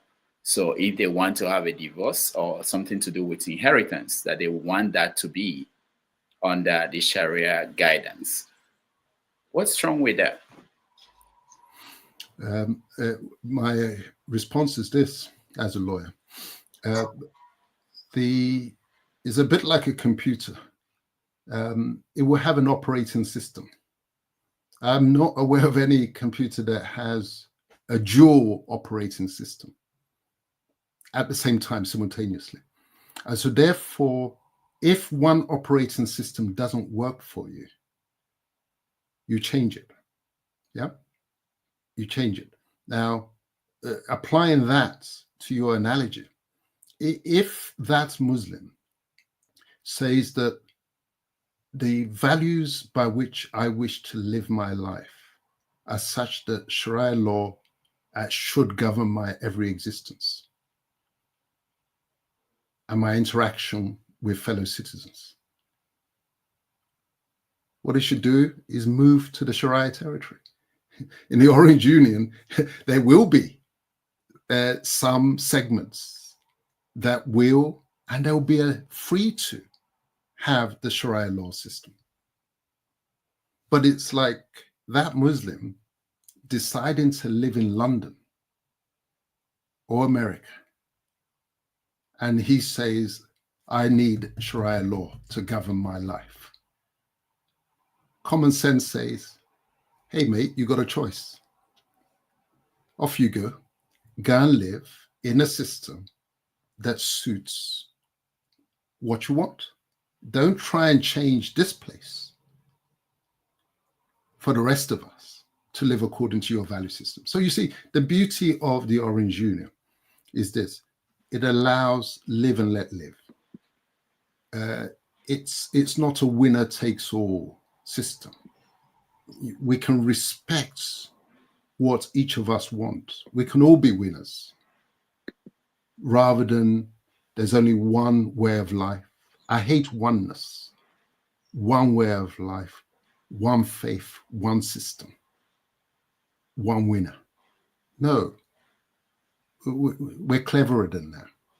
And the Orange Union is re-engineering of our union, because we know that our people naturally want union.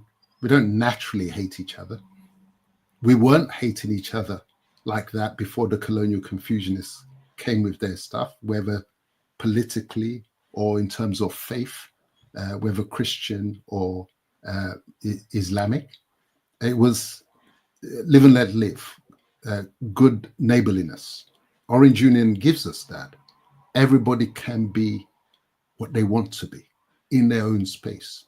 But the open plan living that this Nigeria structure has left us, it only leads to enmity, hatred, conflict, bloodshed, regression.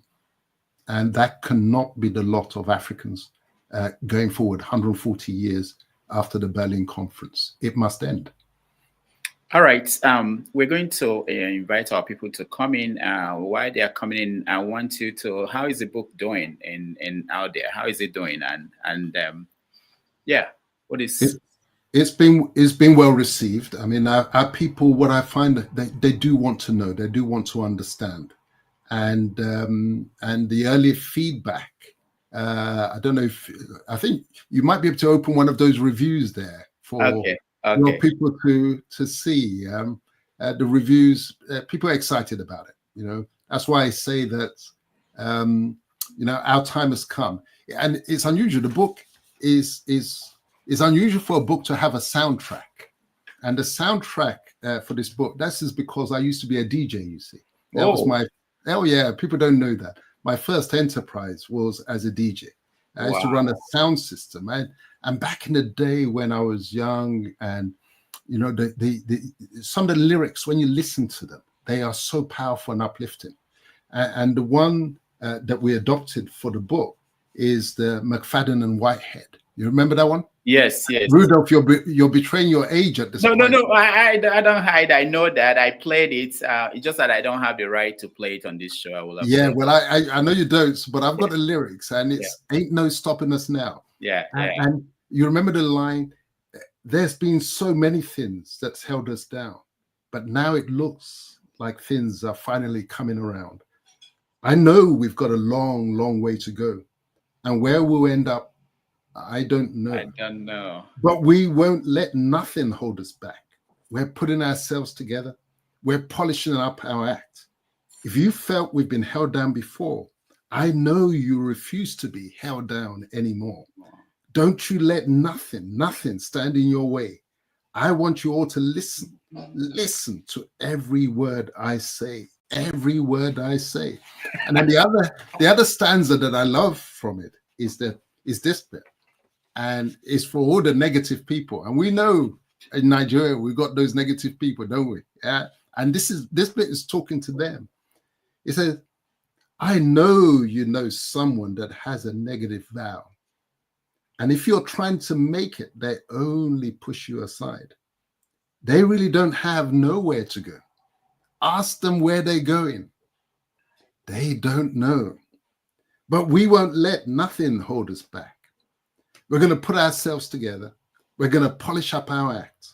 And if you've ever been held down before, I know you refuse to be held down anymore.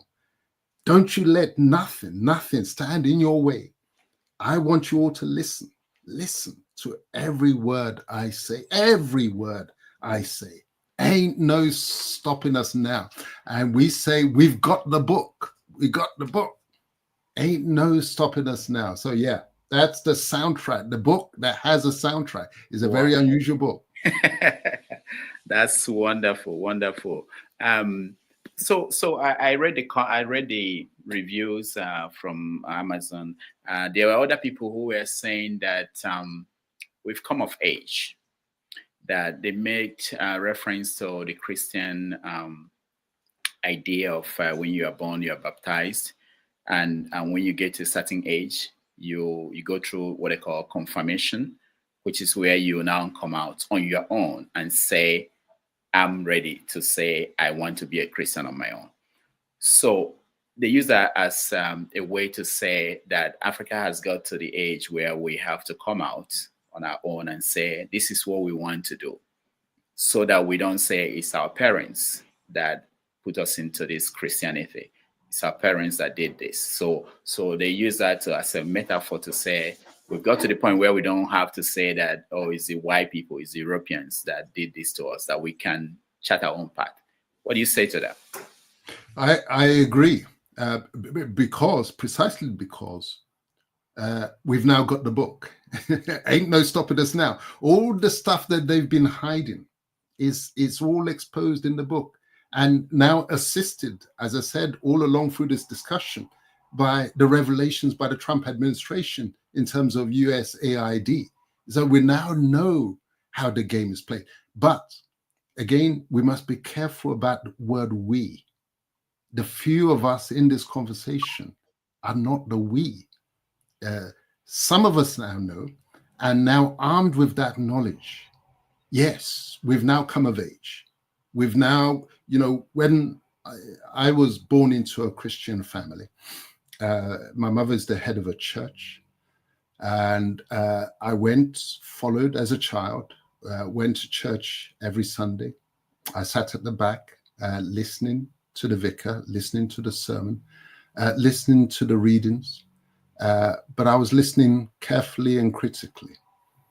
And as I listened and as I read the passages, I said to myself, I'm not sure I buy the whole of the story. I know that they're good stuff in there. They're good passages. They're inspirational messages and lessons.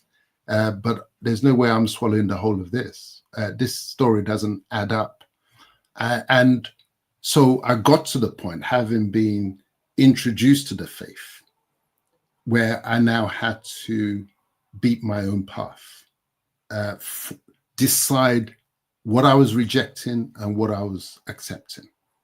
And it's now incumbent upon us, a new generation. The Pa Adebanjo has left the stage. A new generation now comes through. If all we do is simply repeat and regurgitate and recycle and rehearse all that generation were doing, if we lack ambition, if we can't find the confidence to move the discussion and the narrative forward, then all our education is a waste. But I believe that we're greater than that. And I believe that, I sincerely believe the lyrics of the soundtrack to this book. There ain't no stopping us now. Now we know. And it's now, it's now over to us. All right. Thank you so much, Dele. Let's go to our audience. And first on the list is Forefathers. Forefathers, welcome to the show. Greetings, Dr. Damages, for having me, and greetings to all the panelists listening on the chat and the viewers, and special greetings to the guest, Dele Ogun, and thank you for joining us today. The last time you were here, there was a lot of ruckus because some people thought I was being a bit unfair with my questioning. But from hearing from you today, you've reinforced the point I was making. People don't understand what you say, that you come from the point of view of an ethno-nationalist, but you don't state it openly. And what I find within our discourse is that we struggle with identity in Nigeria. What I mean by that is we all have different identities. We are fathers, husbands, Igbo, Nigerian, black man, doctor. We have different identities, and most of them, as in Nigerians, we navigate them fine. But when it comes to our national identity, many of our intellectuals, many of our elites struggle with that, and they toxify it. And this is why it seems like many people hate or a kind of revolt against their national identity. When they hear nationalism, it's like a dirty word. And that is the same behavior that you can see from Kemi Badenoch, that when she was condemning Nigeria, she forgot that inside Nigeria is Yoruba people that she claimed to cherish too. And I see the same, I hear the same kind of similarity with the way you speak about ideas. And regarding the breadth of your knowledge, that is without a doubt. I mean, there is a lot of factual stuff you stated in those reports and your books and everything else. But the conclusions you are reaching, I consider them extremely dangerous. Extremely. The reason why that is because we are facing a world today. You are aware of the enlightenment of the Europeans. And they have now moved. The enlightenment is just a way of acquiring knowledge, the certainty of knowledge. They are now evolving to a point whereby they are creating new ways of acquiring knowledge. We are talking about AIs, AI, artificial intelligence, and building sensors that are as large as cities. And we are still talking about ethno-nationalities. That is an existential threat for us if we carry on thinking like that. That is why I consider it extremely dangerous. Because even in the UK, we have ethno-nationalities in the UK, and yet they went on to conquer the world. Some of them were forced, some of them joined mutually. Even in England itself, there are still ethno-nations in England, even if they don't make a lot of noise. Like people like the Cornish, the Northumbria people, they have different people that could have been making a lot of noise. But you know what they understand? They have multiple identities. When it comes to operating as a nation, they don't allow their tribal, their ethno-nationality to deprive the nation of progress, because they understand that when that nation succeeds, they all succeed. Like the way England, the entire United Kingdom and Britain, they're all succeeding today. And I think our elites, they fail to understand that. The title that Dr. Damages put here today was about the Berlin Conference. That Berlin Conference was reflecting another example of how Europeans can think at a higher level. They fought each other for a very long time. They had their 100 Years' Wars, and yet they are still able to understand that at a higher level, they have a common interest in coming together and do stuff together. So that is another example of what Europeans are capable of doing, that we seem to struggle. And I really wish you were advocating a higher level of us coming together to do stuff, because all you seem to be talking about is ethno nations. And you said something about this, we didn't used to fight each other. We fought each other. The Yoruba people were fighting each other for 100 years before you white man came and put them out of their misery. For 100 years, they were fighting each other. So right. when we want to go back to that, so the question is, I really wish you can go back and forth on this, because this is quite an important conversation. So I will ask the question: his vision that he's painting for our Nigerians, a lot of them adore you. I can assure you that, because I've not heard the end of it from the last session. How does it get us from where we are right now to meet the challenges that I described? The humongous challenges that the other groups that got us to this position have even gotten stronger while we are talking about ethno-nationalities. How does your ideas get us out of this mess? Thank you. Good. Thank you for that. And welcome back, forefathers. Now, look, you said that last time I was here, that there was a lot of, I forget the language, there was a lot of raucous. No, there wasn't. It was simply maybe your use of language in this sense. As I recall, you were bold enough to say that I was wrong. Yeah, I'm glad you recall. But you see, all you were really saying was that you don't agree. There's a world of difference between saying that somebody who's done their research and written the books and put it out there for everybody to go and check it out. And when I write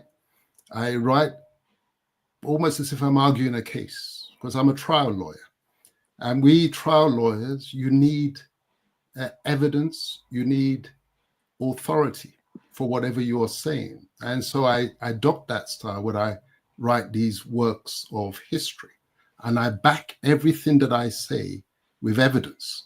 So to then, without somebody having done similar research, to almost act as an expert, say, on the basis of what I know, you are wrong. You could see why some of your colleagues were a bit upset with you. But I knew that what you were really meant to say was that you don't agree.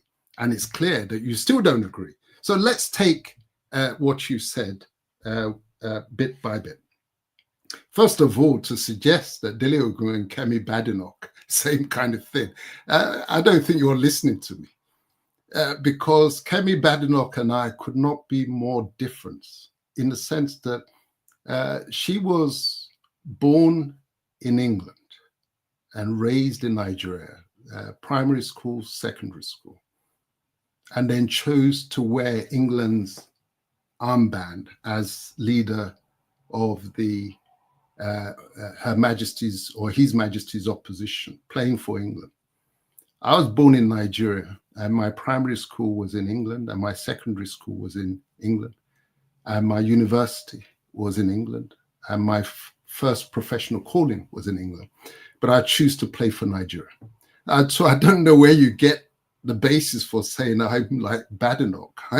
I'm batting for our people and trying to restore the confidence in our people against, as I'm always accused of blaming Badenoch's team. So how on earth I can be equated with Badenoch? Because she supports ethno-nationalistic, she has an ethno-nationalistic way of thinking. Yes. And that's how you come across too. Okay, let me explain that then. Because you talk about ethno-nationalism. And you say, but I don't state it openly. It's what I wrote down from your comments. I don't state it openly. I don't know how much more open can I be when people know me as a Yoruba nationalist who set up the Yoruba Foundation, who initiated the Yoruba National Day celebration in the year 2000 that has been going on ever since. Can I be more open as to where I'm coming from? Your supporters don't think that. That's the problem. They don't believe that. When I tell them, they don't believe that. That the way you sound like somebody that is for Yoruba Nation. The way I am for Yoruba Nation. Exactly. But they don't believe that. They think you are like... I don't know who you're talking to, but the people who speak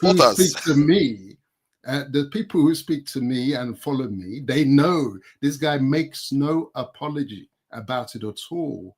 I am first and foremost, before anything else, I'm Yoruba. But what I wish, I'm a different kind of Yoruba nationalist. I'm not of the stock that hate other nations and nationalities and ethnic groups because they're in a winner-takes-all game that the British set up for us, such that we want to dominate and control. I am the kind of nationalist that says live and let live. I don't think I could have been clearer. That is the essence of the Orange Union that I've been preaching. So whoever you're speaking to and are saying, oh no, I said it at the beginning, my difference with Pa Adebanjo of now blessed memory is that nation for him is Nigeria. For me, Nigeria is a country, is a state, is an artificial construct. I couldn't be clearer. The nation is that of our ancestors. And I could not be more different from Badenoch because I'm a conservative with a small c. She's a conservative with a capital C. And the essence of conservatives with small c's is that they revere their past. They revere the legacy of their ancestors. She's a political conservative. I'm a natural conservative. And that's why I hold on to what our ancestors gave us before the colonial Confucianists came along to try and say, forget Yoruba, forget Igbo, forget Ijaw, forget Ogoni, forget Hausa, etc. Nigeria is which is what the school of thought that you belong in. I've got that very clear. Now, you say that my conclusions are extremely dangerous. I laugh at that. Dangerous to what? It is only dangerous to one Nigerian. To one Nigerianist. To our very survival. No, see, Nigeria is just a construct, just like Yoruba. I think we like to think that these ethno nations that we have is sacred. It's not. They are all social constructs too. But in terms of this thing, why it's dangerous to us is that we don't organize ourselves as it relates to the world of today and dealing with the challenges that are coming, even greater challenges. And we are facing existential threat. And I expect our elites to understand these things. That is my problem. That's why I consider it extremely dangerous, because you are one of the foremost writers in the country. No, you only consider it extremely dangerous because it's dangerous to your point of view and your school of thought. You see the choice of language? Extremely dangerous. It sounds like it's an objective assessment. No, it's only dangerous to your philosophy, your school of thought. Why is it extremely dangerous? Isn't that, as I've explained, the Orange Union formula is what the colonial Confucianists are using for themselves? You said that that the Enlightenment of the Europeans, they're evolving into new ways of thinking. Do you know why they're able to evolve into new ways of thinking like AI, etc.? It's because they've settled the identity issues. After their Westphalia nonsense, after that 30 years war where they were all fighting each other, it is out of that the nations, Germany came through. Yes, Germany came through. France settled down. New identities came popping through. That's where these nations came from, because they built up to the ultimate of oneness. Yes, which was the Holy Roman Empire. That's where they had. They had the Holy Roman Empire that ran all those countries like Austria and Germany and what we now know as Germany, but it was Prussia and all the rest of that. So they settled it. Likewise in Britain. they rose to a pinnacle of the equivalent of one Nigeria, where the English Parliament, Westminster, ran the whole of what they called the United Kingdom, the Union of the Crowns. Yeah, James I and James VI. James I of England, James VI of Scotland. They united the territory under that king. But where did they come to afterwards? Tony Blair, remember him? He now introduced the constitutional settlement, whereby he was now able to give each their own space. The Welsh Assembly for the Welsh to run their affairs. The Scottish Parliament for the Scottish to run their affairs. The troublesome Northern Ireland, they got their own assembly. So you see what the medicine that they took, forefathers, is what you're seeking to deny our people, because you're saying it's dangerous. Sorry, it really hasn't damaged them. I think we are cross. Let me exchange now. We don't get this opportunity. For that, we don't have all day. Okay, we have given you enough time. If we have the chance, I'll give you a second chance. But let's go to other people, okay? All right. Let me just deal with one more comment that Forefathers made, because his followers are listening as well. And this is a good debate. He said the Berlin Conference is an example of how Europeans think at a higher level. My friend, I have to disagree. Conspiracy, criminal conspiracy, is not the mark of higher level thinking. All they did was gather around the table to say how we're going to carve up this continent. Thieves gather together and decide how we're going to share the loot. Is that higher level thinking? No, it is not. It was simply cooperation in a criminal endeavor. Now, I hope you consider this to be higher level thinking, which is the conference that Fatherland is organizing, as I said at the beginning, in November of this year, knowing this to be the 140th anniversary of that criminal conspiracy by which they carved us up, to gather our peoples together, not just Nigerians, but from other parts of Africa, where we will study, discuss, and consider what their deliberations over the 4 months period that they sat in Berlin.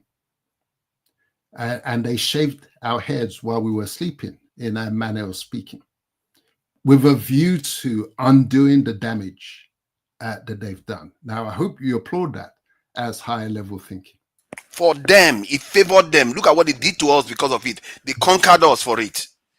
Yeah, we should be thinking like that. I said criminals. If you want to consider higher level thinking, if a group of criminals get together and say, how shall we rob that bank? That's not higher level thinking. All right. Thank you, Forefathers. Let's go to Jide. Jide, welcome. Yeah, thank you so much, Forefathers, for giving me the opportunity. Good to see everyone. Hello, panelists, those that are making comments, and our special guest, Dele Ogun. I've been following you for a very long time. I'm a strong supporter of you, and thank you so much for educating us once again today. I have some comments that I need to make, and I want to hear your reaction. It's a kind of a slight disagreement on some of your analysis, particularly geopolitical analysis, and you were talking about the USAID, right? You emphasized on and even encouraged the abolition of the USAID by the current far-right white nationalist Republican governments under Donald Trump. And you actually said it was of goodwill, that it was actually great that it was abolished, because it was part of the liberal agenda of the Democrats to actually enforce American dominance. However, what we have is that currently the USAID is abolished not because they want to make America great again, to make America as a country a great country, like to invest in the American people, to make America a great country in context. That's not the reason.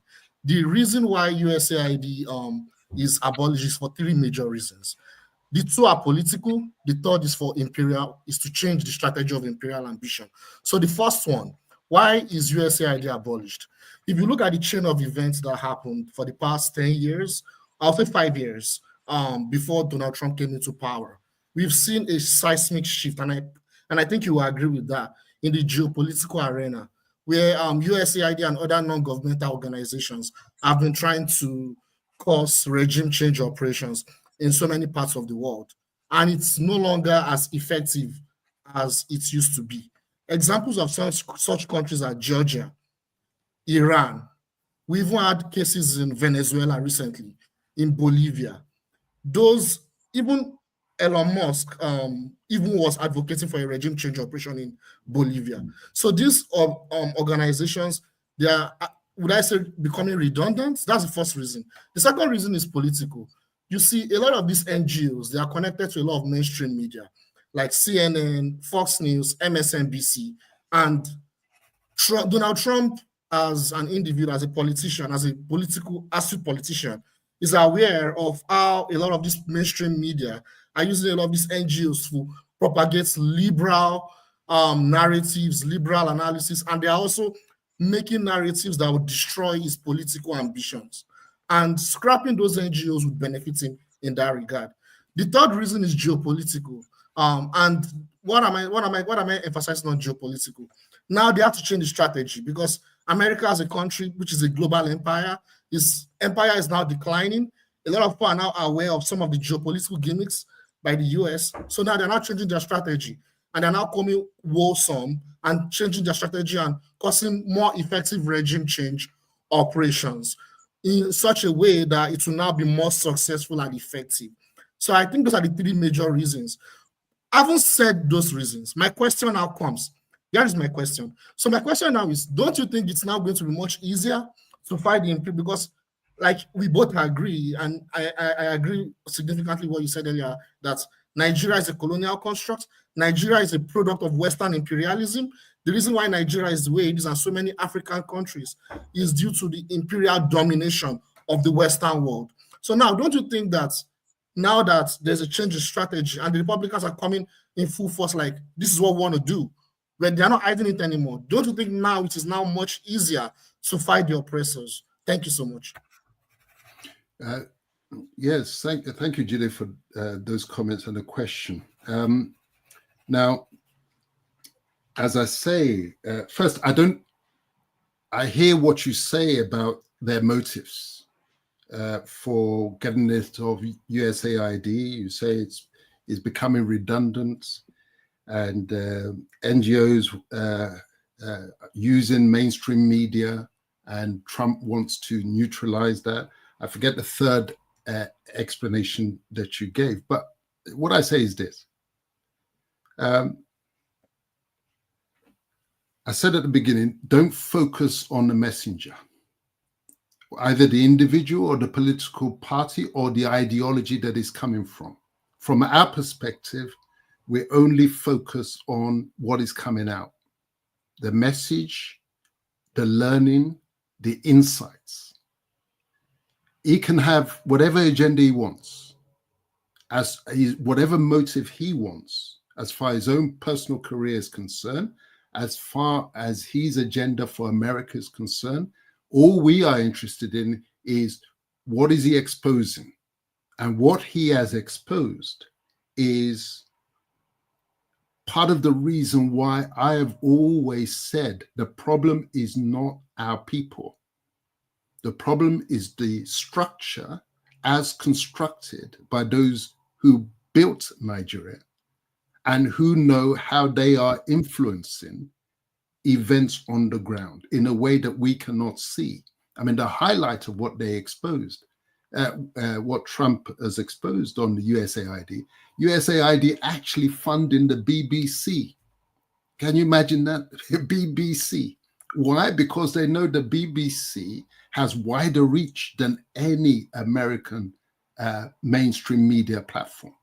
It's the legacy of an empire. So it was in their interest to be the second largest funder of the BBC after the Foreign Office. So you see, the Foreign Office